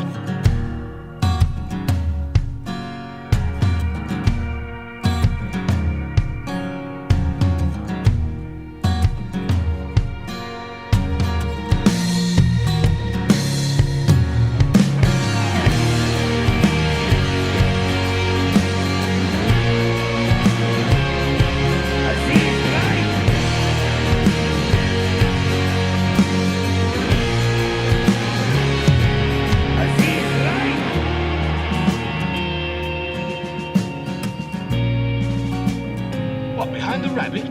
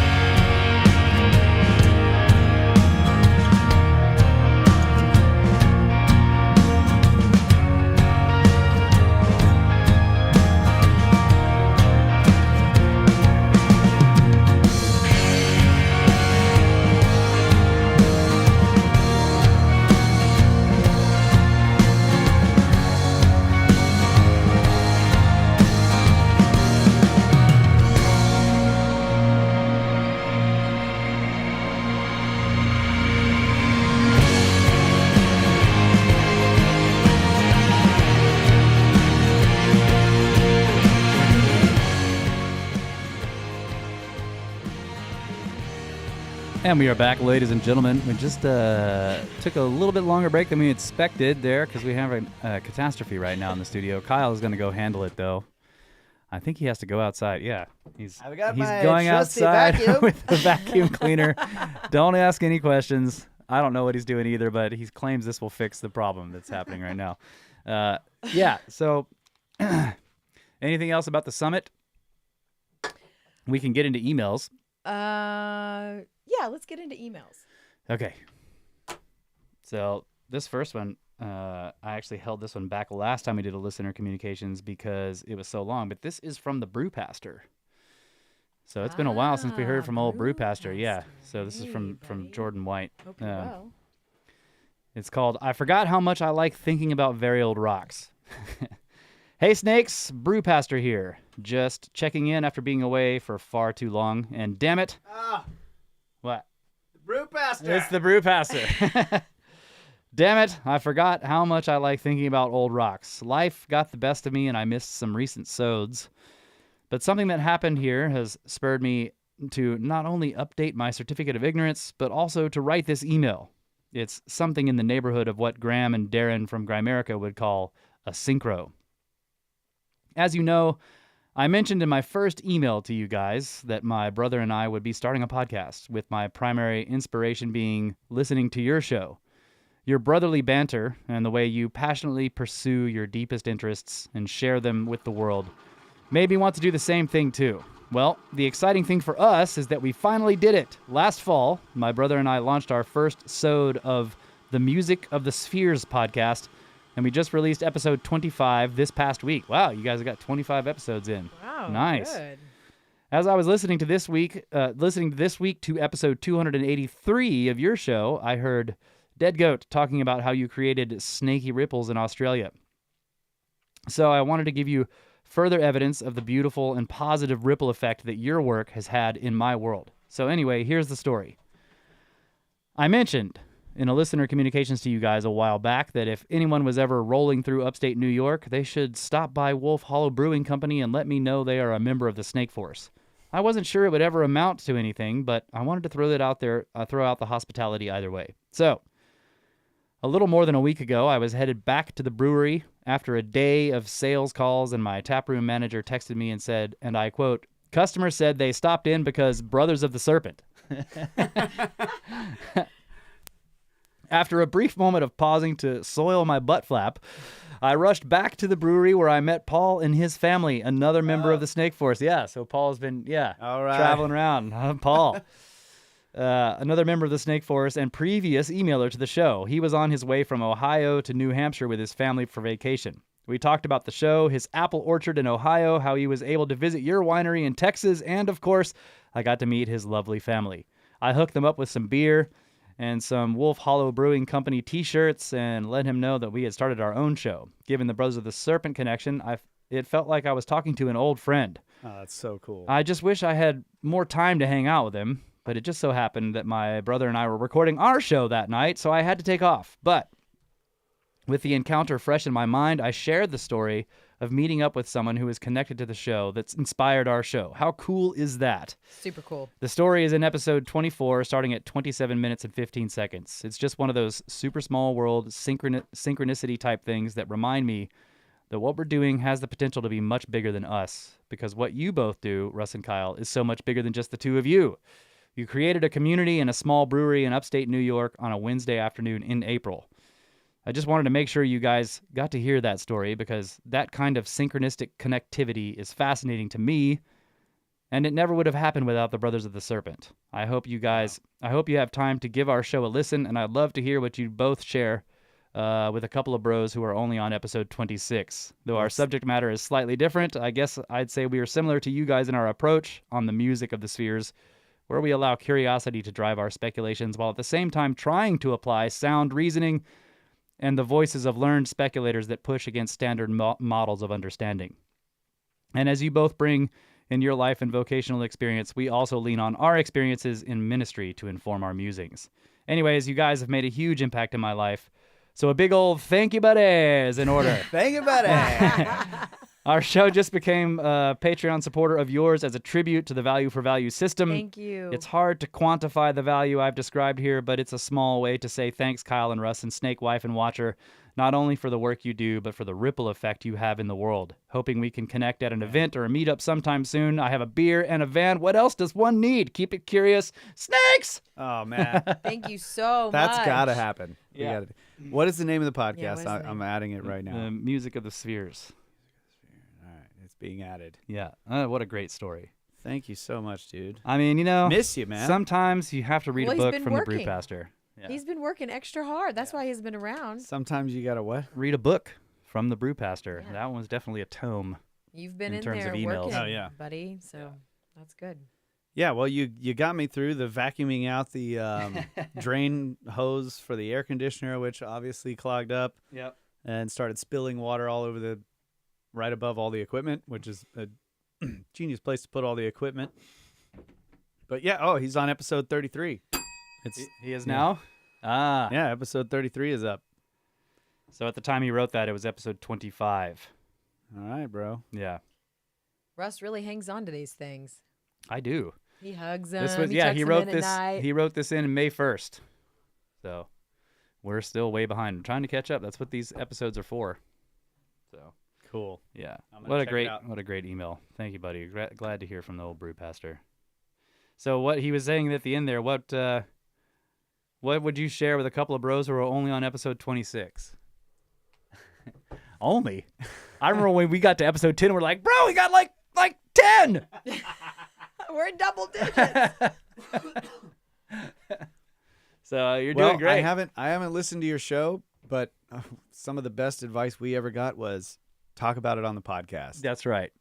Kyle always says that. Yeah. That is just the best advice ever. Yeah, This we're is we're Kyle- discussing things in the background. We're like, we just got to talk about it on the podcast. Like, this You is, guys are the therapist, I think. Yeah. Oh, what the audience is our Yeah. Well, therapist? it got rid of Kyle's the like this. I'm just gonna talk about it on the podcast. yeah. It gets rid of the boundary of Yeah. like okay, we're putting on a show, Mhm. right? And so there's like we have this conundrum. We're like, oh, what do we do? What do we do? Well, if we just talk about that on the show, Yeah. then it gets rid of that barrier of like, Yeah. no, we're just Yeah, we're not trying to build a fourth wall, Yeah. right? We Yeah, just no, I think it's a great yeah. policy. it's great. Yeah, so talk about on the podcast means don't build a fourth wall, basically. That you're not trying to hide or construct this facade of like, persona or whatever or anything else. You're just there to talk to your audience. And so if there's stuff going on in the background with the podcast, you talk about that on the podcast. Keep everybody it's updated great. on what's going on. Yeah. It is good. Except when I try to say some inside baseball shit. Hey, in trouble with the brain. you need to calm down right now. Kill her, Mike. That's right. Just turn it off. Watcher! Hello! All right. What's next? Let's see. What do we got? These blueberry beers are good. It was good beer. You want another one? No, I'm good though. Thank you. How dare you? Go back. One beer per show is all I need. One beer per segment. One beer per 10 minutes is what Kyle wants. Okay. Amen.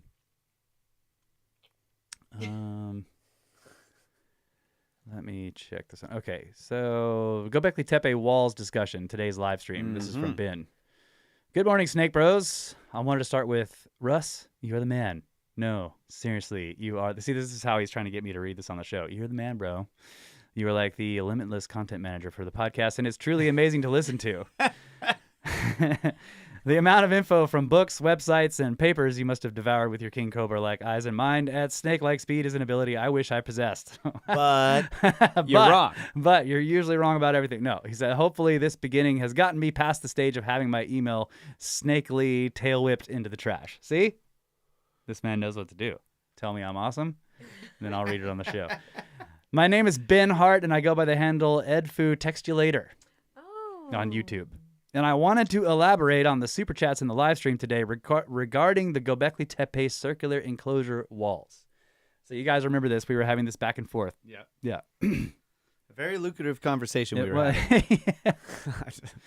But before that, I wanted to give some background story that hopefully doesn't turn into a book about what I love about your podcast. I got here the usual way, and from there I watched a lot of Uncharted X and Cosmographia, and I still love those podcasts, but there is something I find exceptionally special about Brothers of the Serpent.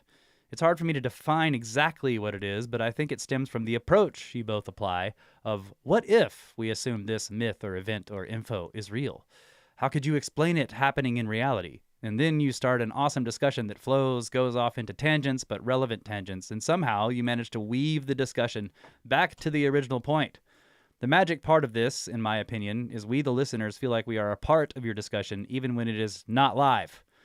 I started tuning in around episode 240-ish. I loved it so much that I have gone back to the start and probably listened to an episode every weekday as my drive to and from work totals 2.5 hours. I'm currently at episode 35, as well as keeping up with current episodes, and then something really cool happened a few episodes back. I said to myself, Russ is like one side of my brain, and Kyle is like the other side, but your combined awesomeness is greater by 333.33333% of my brain. Then the next episode rolled on from the previous one, and you guys discussed this very topic, how Russ, you operate like the right side of the brain, and Kyle like the left. I had to pull over and be like, shit, did that just happen? There are no coincidences. And then all the 411 shit made me like, F it, only takes 6 seconds for something to nab me, and I freaked out for like 3 seconds. Russ, you bring the content and the conspiracy, and I love how you bounce it off Kyle. And Kyle, you have this amazing ability to logically think through these things and derp the shit out of it, but in a really uniquely and beautifully simplistic manner. I'm blown away with some of your responses to what Russ puts forward. And this I agree. This is why we have been having these conversations, because I'm like, okay, I'm going to go down there and tell Kyle this and see what he says. And I'm always thinking like, I know what he's going to say. And I have all these prepared remarks, and he comes at it from some completely unexpected angle. And I'm just like, what?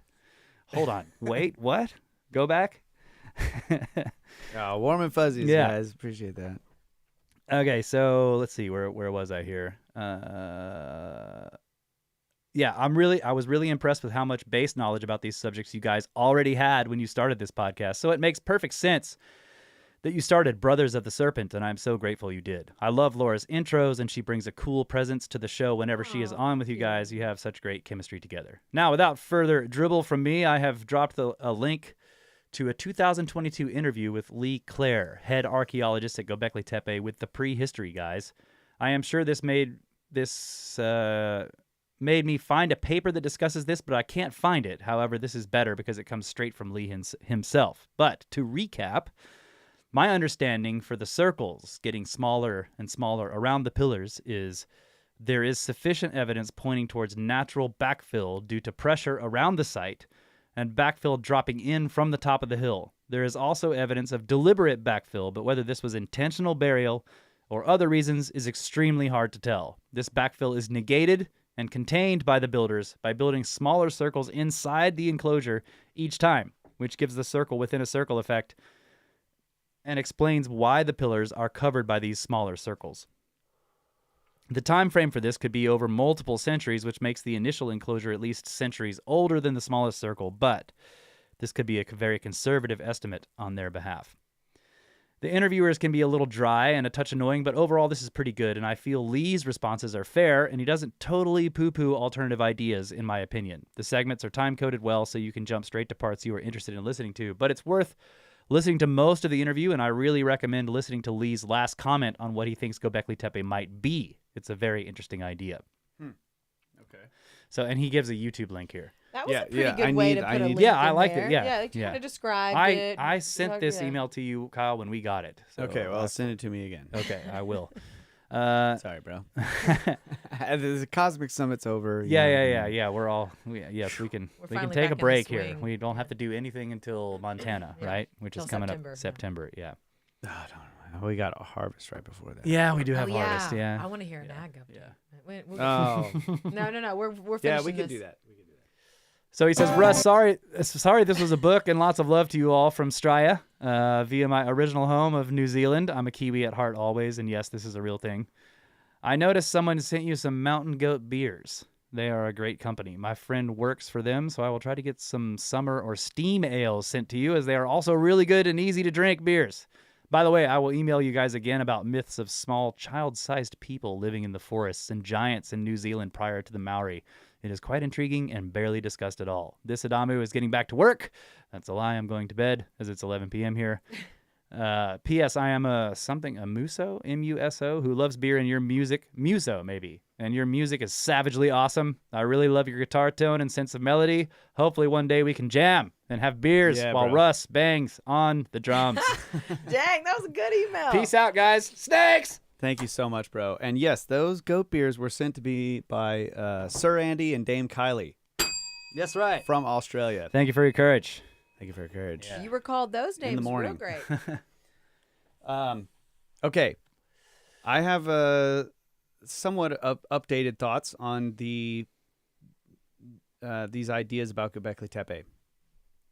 It's just kind of hard to put together because there's so many.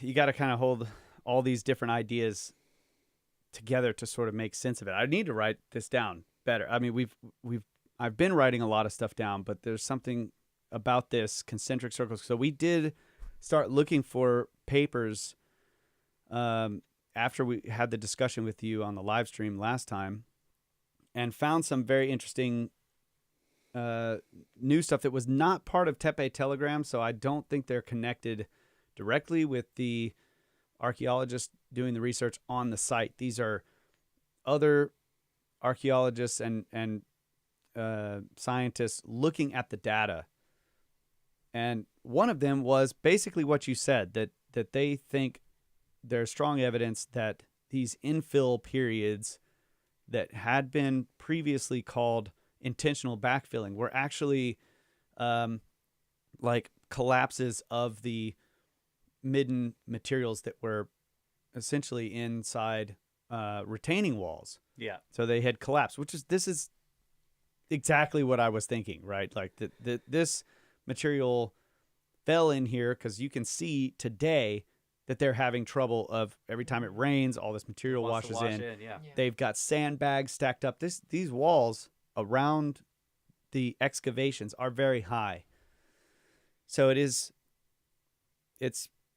seems plausible that in the past, any retaining walls would eventually fail. Like that was the joke that Kevin, the There's archaeologist, two was doing. times of retaining wall. Two Yeah. kinds. Yeah. Yeah, so Those that have failed and those that will fail. those that are about to. Yeah.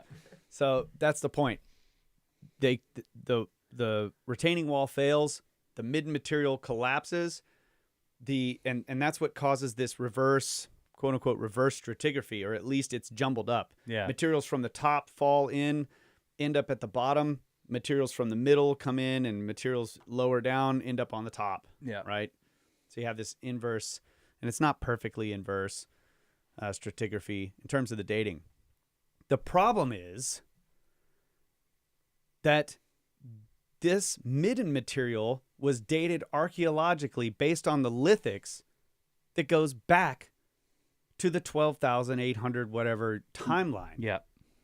So the bottom of the midden is as PP&A is like the PP&A. Yeah.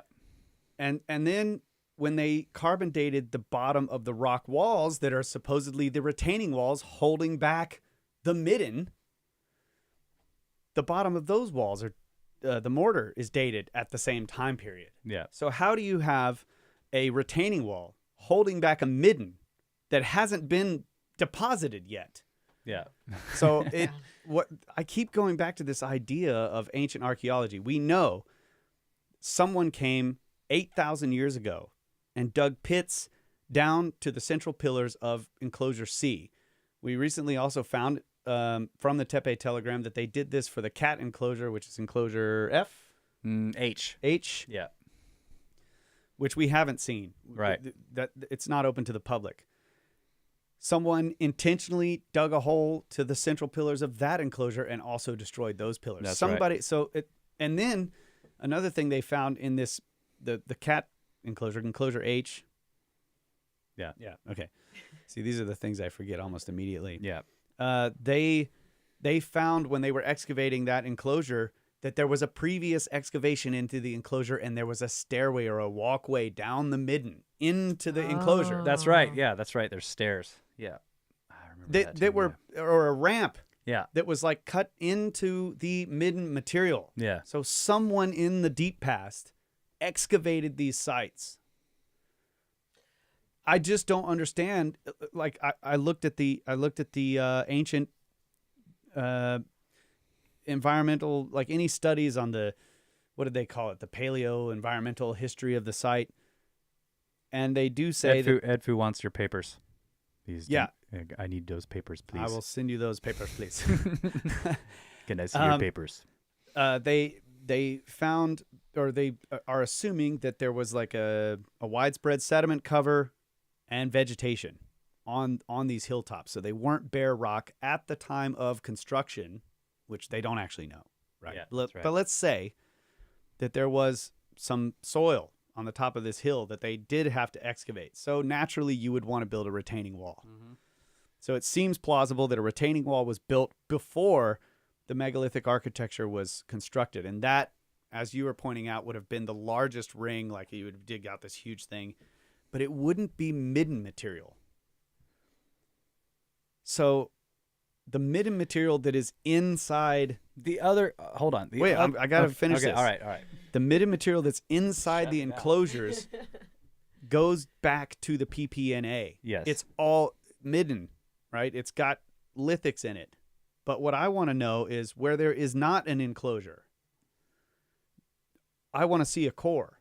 Yeah, It goes all the way down to the bedrock. Is there a soil deposit, like a natural soil deposit, devoid of occupation layers that would have been there when the initial building phase took place? It would have caused them to build retaining walls. It's complicated. The point is, you can't have the collapse of midden material from a structure that was built at the same time that the midden material apparently started. Yeah. So, And yes, Carl, the pillars are at bedrock. I mean, the Yeah. base of the pillars are anchored for layer into 3. the bedrock. For layer for 3. layer 3, yeah. So what were you going to say? I was going to say the other possibility, and this, I know that we talked about this before, but the other possibility is that their range of dates for PP&A is just not totally accurate. Maybe it goes farther into the deep past. Yeah, so this is the other thing is that, I mean, we could be talking about generations, right? Maybe it was 60 years Yeah. that somebody came back and restored the site, built retaining walls from the natural soils. We Yeah. just don't know. It's yes, that could be part of it, but we know for sure that around 8,000 years ago, someone came and did major excavations there. Yes. That's one of the most interesting parts, is they treat it as an iconoclastic event. Yeah, but yes. But Again, they didn't date they can't date the megalithic architecture. yeah. It's- And it's- there's some ancient stories that kind of like point at these ideas. So we're getting into this in the video that we're working on. So how much are you wanting to give away on this? I don't care. You I'm don't care. not worried about it. The video is going to be a concise way of saying this. We Yeah. can discuss it all we want, and it's got The video, idea and of it's got- ancient archaeologists is definitely. I love this idea. Yeah. Yeah, it's a good idea. Yeah. It's probably real. I mean, it just makes a lot of sense. And we have made this point before, and Kevin, the archaeologist that was there with us, was talking about how this is something you do in archaeology. They dig up a site all through the season, and then when they're done, they bury it. So they're not putting that sediment back in perfect, and they're burying it to preserve it. Yeah. But we know that things are passed down generation after generation over very, Yeah. very long periods of time. Who's to say that there just aren't groups of people searching for something that they had heard being passed down in a story? It's a lot of work. It seems like, yes, that's what it seems like, as somebody was seeking ancient wisdom. Yeah. Every time Or- period probably had an Indiana Jones. This though, is you the know other what I mean? thing. Yeah. Well, this is the other thing we have to remember, and I keep reminding myself of this, and I don't think it didn't totally sink in on this past Turkey trip because the museums were closed, but there were know. thousands of artifacts. So it's possible that these ancient archaeologists actually dug up something and took it. Yeah. Yeah. Something with writing, or something with diagrams, or the whatever sacred, however you want to say it, hidden knowledge was there, and they knew it was a treasure, and they dug into these two different enclosures, and they found what they were looking for and took it, Yeah. and then destroyed the markers that were sticking above ground enough to where when they buried it, the site was hidden. Yeah, that's a good point. So really, this is the bottom line. There are so many sites like Göbekli Tepe around Turkey, and Göbekli Tepe itself is so huge that only 10%, they say, roughly Yeah. 10-20% has been excavated.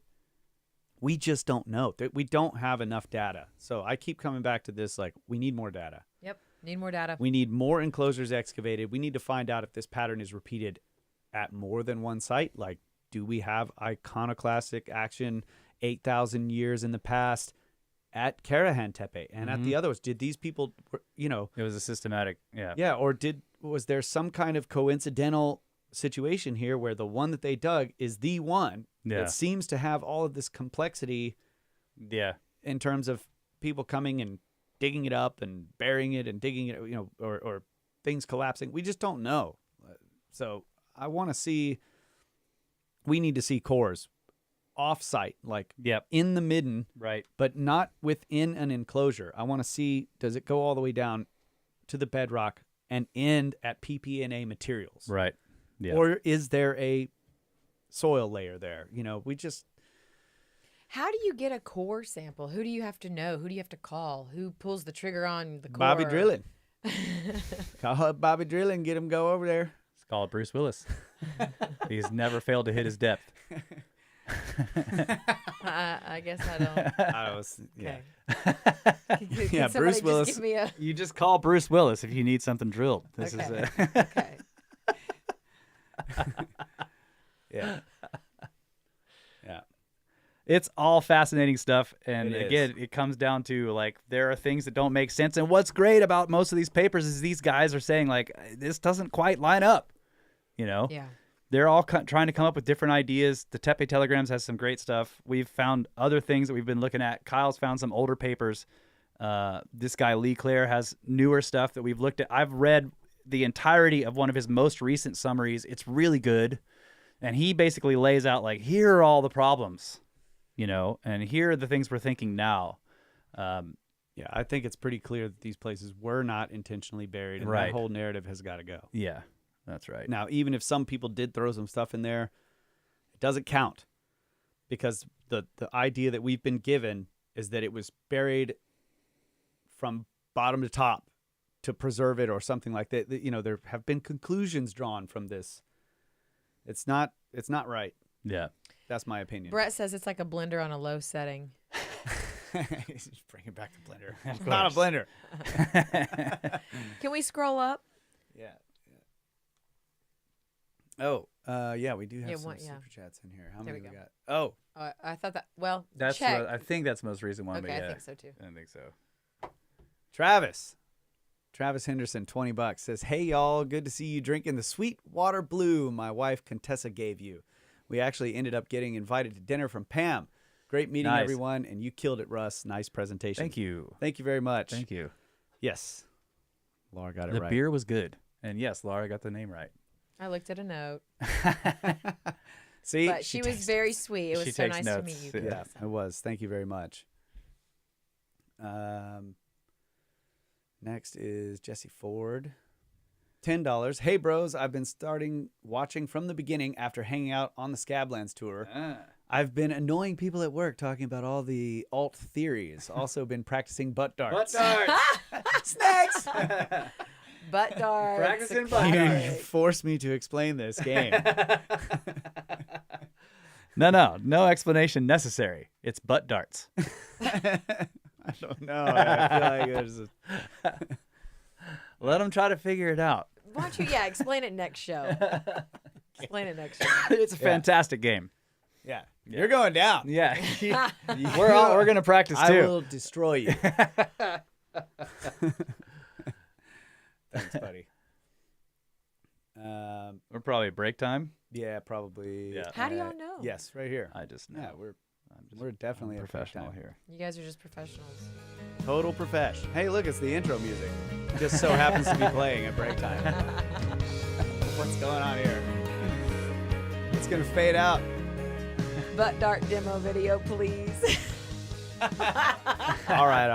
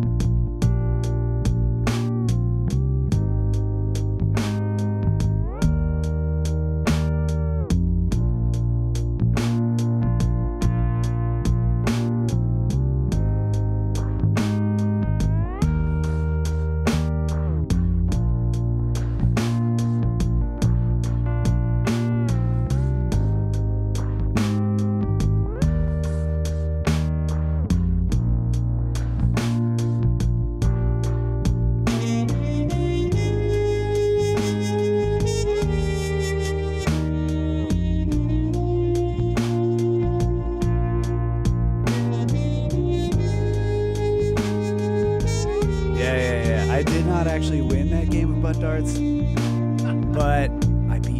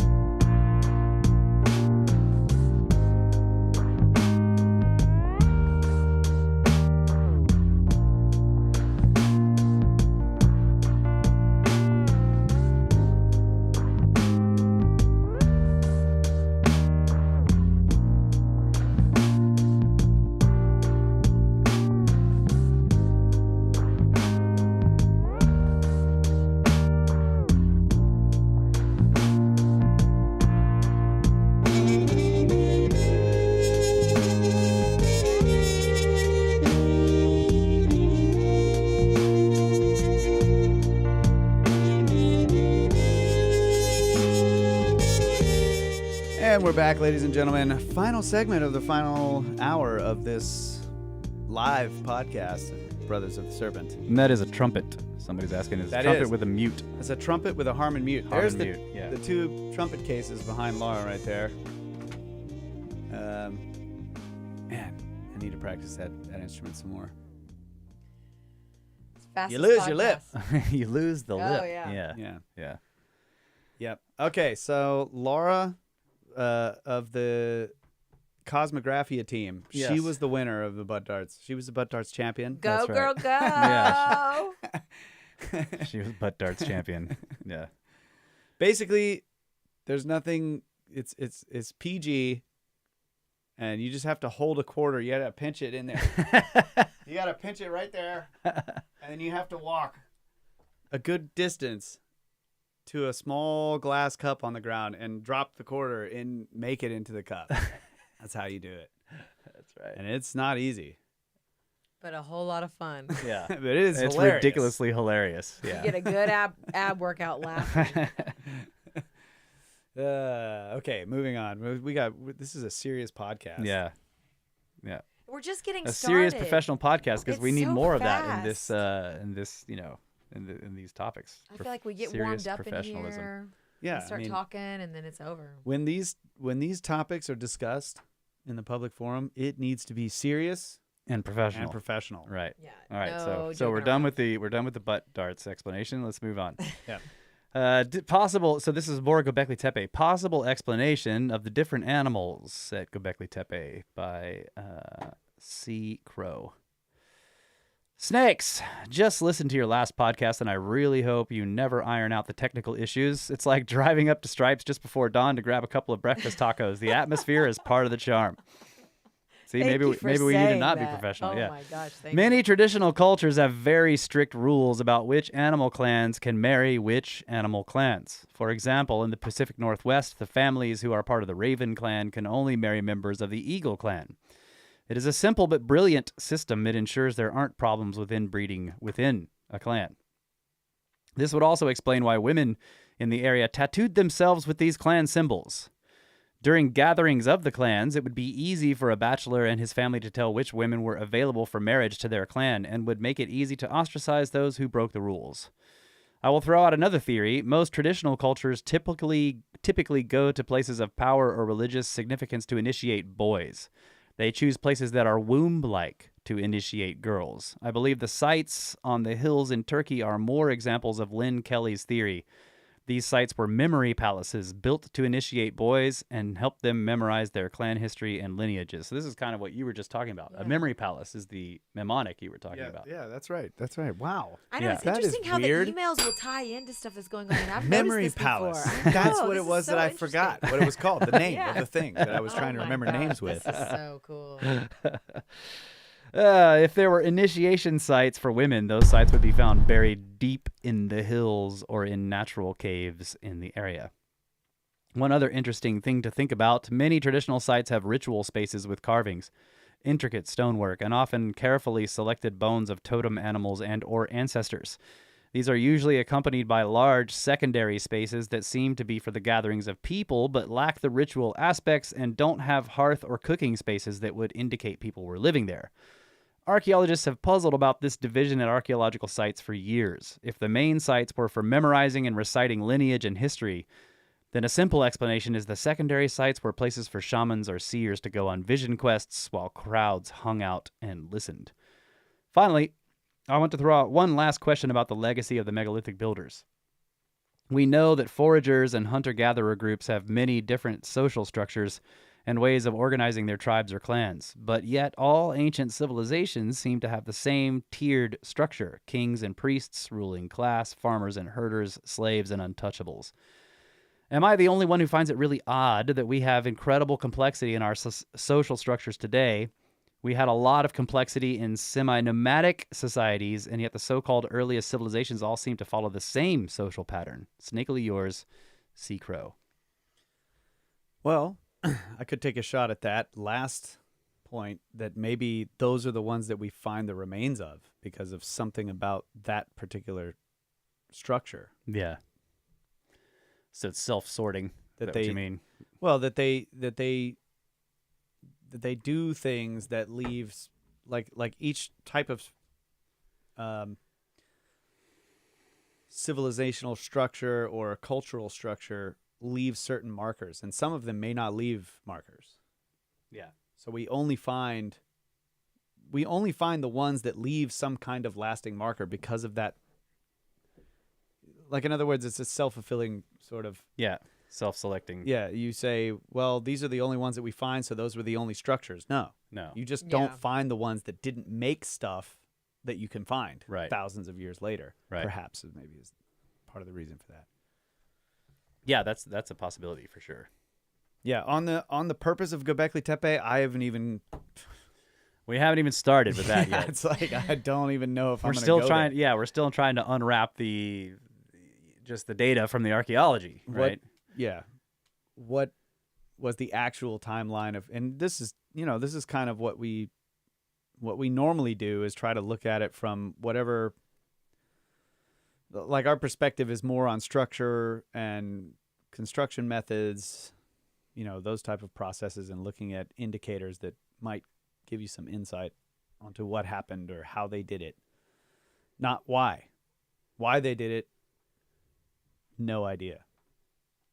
Yeah. What it means, I mean, I don't know if we could ever figure that out. What's the Watcher saying here? If you don't have a ruler, you lose motivation for something. Large egomaniacal somethings. Why isn't it giving me the It's whole not giving us the whole sentence there. structures kind of. Yeah, I don't know. Do we follow this type of thinking? I think that's the question he's asking. Do we follow the kind of thinking that says if you don't have like a king, then you're never going to build like a pyramid or a temple, or you don't have a priest? Are you not going to build beautiful, massive, sacred geometrical structures if you don't have some kind of rigid hierarchical society? That's a good question. Well, like a guild is sort of a rigid hierarchical. I guess it's a society. A society of people with a certain within- kind of skill. Yeah. Yeah, within the craft. Yeah. But there's got to still be roles. That's what we're talking about with the hierarchy. Like you have. With a guild, you typically like a builders or whatever, they'll have, I can't remember all the names they have, but somebody joins up, they don't know anything, they get trained and they become somebody's apprentice, and eventually they become on their own, and then they become a teacher, and then like we still have these things today. But yeah, that appears to be kind of a setup, but it didn't require a king. Well, in a lot of cases, like the Masons, for example,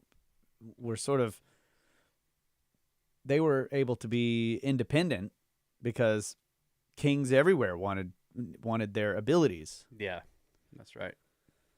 If you destroy the Masons, who's going to fix your castle? Yeah. Yeah. So I don't know. But yeah, It is a good question. And so Watcher's pointing out, like at minimal, the societal or hierarchical structure you have in these guilds, you got apprentice or novice and journeyman and master. But all the masters know who the masters are. Like once you're if you're really practicing a trade, then everybody who's at master level also knows who the really good ones are. Yeah. Like they know there is a hierarchy within each level. Yeah. Yeah. But it isn't necessarily. Game recognizes game. That's right. Yeah. Okay. So I guess we go back to where we can see the other chat there.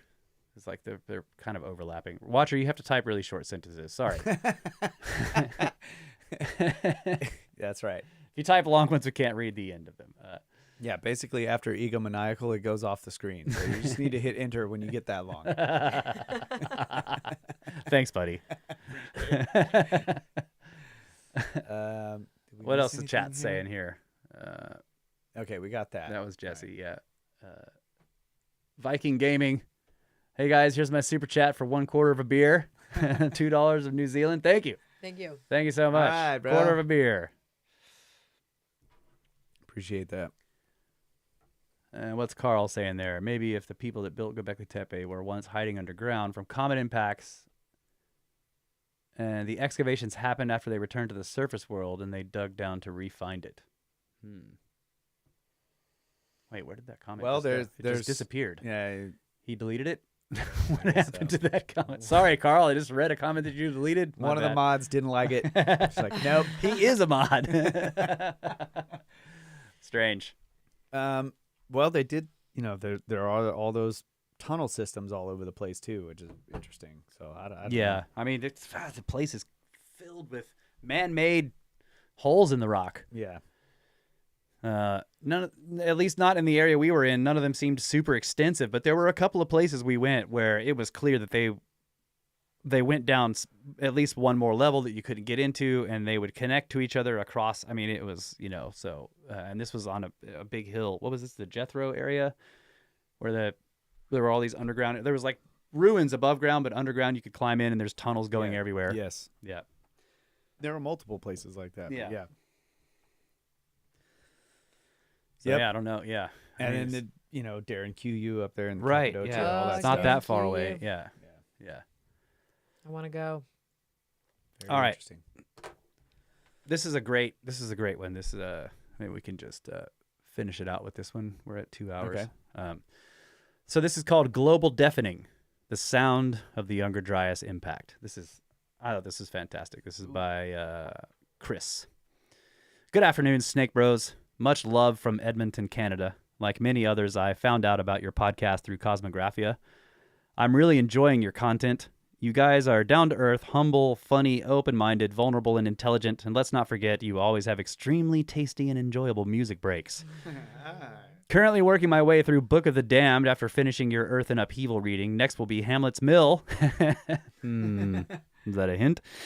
And then we'll be working my way through your backlog of UFO episodes. So, if you guys read this email on the show or something, please let me know, as it will be a while before I am all caught up. Okay, I guess I'll have to email him after this and tell him. Having played in metal bands for most of my teenage years and now into my late 20s, I take hearing protection very seriously, as I imagine you guys do as well, also being musicians. Losing one's hearing is devastating to anyone, and perhaps especially devastating to a person from an oral tradition culture. It was reported that the 1883 Krakatoa volcanic eruption produced a sound of over 180 decibels and could be heard 5,000 kilometers or 3,100 miles away in Perth, Australia. It was reported that anyone within 16 kilometers or around 10 miles would have been deafened instantly, and others would suffer major hearing damage hundreds of kilometers away. On the Cosmographia podcast, Randall shares a story of the villager who was deafened by the sound of the Tunguska event. Move the Tunguska event even closer to a major city, and we would have an entire city deafened in one go.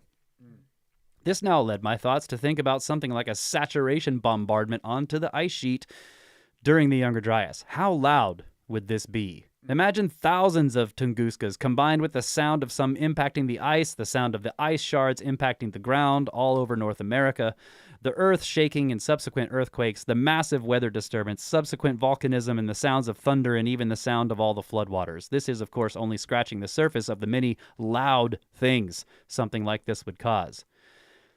Being said we could have had a Tower of Babel event in the same sense of anyone near the event or even in the same hemisphere, they could all simply go deaf. Wow. Okay. The only people who would then be able to hear would be the children who were born after. Perhaps this is why most languages come from a few ancestral languages, Indo-European, Turkic, Sino-Tibetan, etc. It seems odd that the further south and away from where the proposed impact on the ice sheets are, the more language diversity we still have. Think of interior Africa, SEA, and Papua New Guinea, which itself has over 800 different languages. I'm fully aware that 12,000 years or so have passed and languages spread and developed in many ways, but I am curious as to your thoughts. Is something like a global or perhaps hemispherical deafening possible? Sorry for the long email. Much love. Snakes, from Chris. That's really interesting. I mean, that's a fantastic That is idea. brilliant. I Great love idea. that. Yeah. Probably true. Yeah, Tower of Babel. Like they all go deaf, and so new languages start with the next generation. I mean, Yeah. How do that's- you teach your kids to They talk? all if you they can't- yeah. Yeah. That's wild. They can't understand each other. Right. Yeah. It's genius. Oh my god. You're a genius, bro. Yeah. There's Totally. the deafening blow right there Yeah. to my mind. That is my mind blown. Wow. That's cool. I had some other thought in there too. I want to make sure I did. Like, there was something here, so You need to let that guy know that you read it on. I'm going to. Yeah. There was something So else. I think he meant to say. That being said, could Yes, we have that's what had he a meant. tower of? Yeah, it was. Yes, All, it was that's what I- jumbled up right there. Yeah. I realized that when you were Okay. Um, He said, "Being said that," and I was like, "Being said so that." that made me think in the middle of that the idea of these carvings, like or perhaps the sudden appearance of writing. Yes, somebody just mentioned that in Yeah. the chat too. Yeah. Maybe that explains why writing showed up. Yeah, so it's like you have to like think of, hieroglyphs, which are like look I'm, we're doing this. It's like they're Yeah. all pictographic. Yeah. Yeah. That's really cool. That is really cool. The Yeah, because the The- first thing you're gonna try to do, you're like, you can't hear, so you start drawing in the Yeah. sand. Yeah, like, yeah. we need to go this way because there's tigers, and Is it too soon to laugh about this already? It's been 12,000 years. I don't know. It's already funny. Yeah. There are tigers running from the tidal wave. that's right. We should follow them. That's Yeah. right. Oh my gosh, that's just It's great. crazy. I mean, Yeah, I've that's really good. Kyle and I have mentioned multiple times on Cosmographia. Like Randall will go through all, and we'll be like, think of how loud this was. And scary. You know, because Randall will say, "Oh, there's all this stuff, there's all this material, there's all this Yeah. stuff flowing or whatever, and there's things exploding." We're like, and it was also incredibly loud. Yeah, very loud. You know, so It is- the one thing I'll say is he mentions like, a Tunguska near a large city. Most of the people in the city are not going to survive. They'll be deafened, but they are also going to die. But people in the surrounding areas that manage to live through it are going to be deaf. Yeah. But But something from the right distance away from a city would deafen yeah, most of the people in the That's city. right, Some you're people right. will be protected in certain types of structures. yeah, But yeah. Wow. And the other thing I would say is that it is unacceptable that you wear ear protection when playing heavy metal. I know. That I is- lost all respect for you as soon as you said that. That is just not right. I was going to ask, are we supposed to wear ear protection all the time so that when the blasts come, we can still hear afterwards? Is that what he's trying to say? No, well, I mean, he's right. I am much more careful with my hearing these days than I was when I was a dumb kid that played Yeah. lots of rock and roll really you freaking get loud. older, you get wiser. I know. mean, we all Yeah. know how it goes. I mean, yeah. Yeah, But he's in his 20s and he's like, I'm very serious about ear Oh. protection. I I'm was like, bro, just you're way complaining. ahead of the game. Yeah, you are way ahead of the I was game. just complaining to Laura the other day about the band. I'm like, these guys, they all want to get in there. It's like, let's practice. And they all block their ears up Mm-hmm. and then turn their amps and everything up way too loud. It's just, I'm like, Can you take out the ear protection, turn everything down? Yeah. so maybe I'm the guy that's like, turn it down, turn it down. But really, I'm just like, I want to hear it the way it sounds. Yeah. But I want you to turn your amp down so that we can all listen to it. Yeah. But they make pretty cool little earplugs. And they nowadays. all have this this volume creep. I've noticed this because Oh, yeah, I've yeah. practiced with you guys. I'm not quite They'll loud start, enough. we're like, okay, well that's good volume, and then like as we're jamming, they're just like Kind of turning it Yep. up. all of them are doing it, and then by the end you're like, dude, the windows are rattling. We can't hear any of the. We're like blowing our voices out trying to keep up with the volume, and just they're like, well, Yeah, just- that's the thing. As a vocalist, like yeah. you put the earplugs in, and your It's voice hard to is sing just- with earplugs yeah, in. It's just Yeah. all inside your head, and then all the music is being blocked out. Yeah. So it's like, well, I can understand maybe as a heavy metal drummer. I don't know. I have to ask Ben. Heavy metal guys don't sing. You just have to, yeah. That was a great email. It was a fantastic Loved email. it. Sorry Yeah. to roast you on the. I don't metal understand aspect. heavy metal, but I liked your email. It's like, I don't know. There's something about that. It's just like, I play heavy metal, but I wear earplugs. 'cause Yeah. I protect my ears from heavy metal. ears from the extremely heavy metal. Yeah. It's cool, man. I'm sorry. We're trying not. We're trying. We're not trying to, not to roast you. Hey, welcome to the show. Learn how to take your shit or you can't be in here. You need to be a man. You need to tell everybody, turn it down. No, that's great. Yeah. Um, All right, let's tackle this last question. What This do we is a got? good one because I can do it real quick. Russ, what's your favorite Assassin's Creed game so far, and why?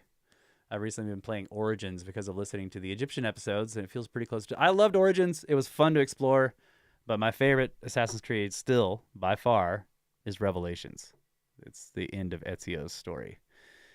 It's so good.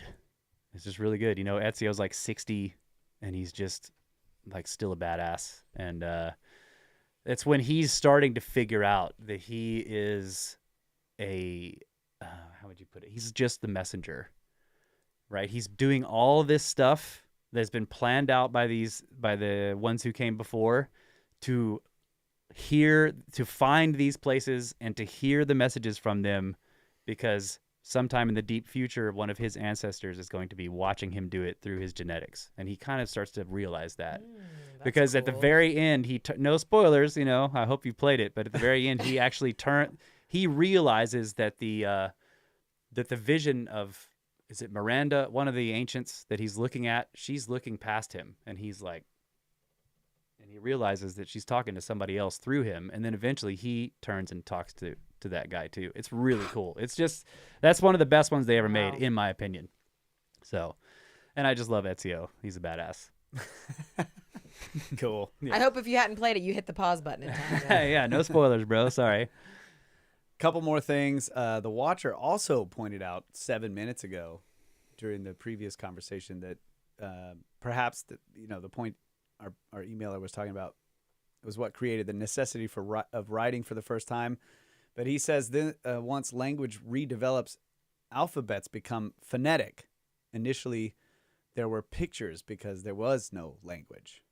So I thought that was cool. Yeah, that's cool. That is They cool. do. They become phonetic.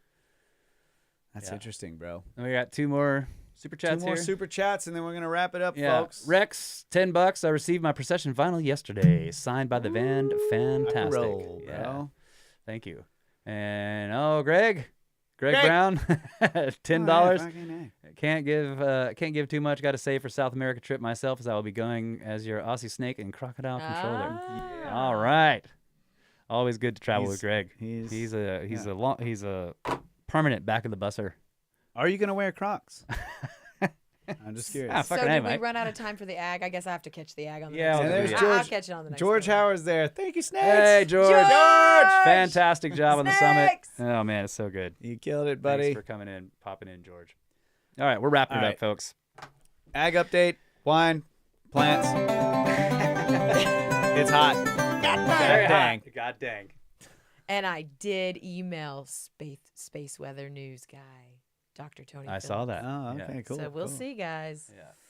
All See, right, Talk everybody. about it on the podcast, right? Yep, that's right.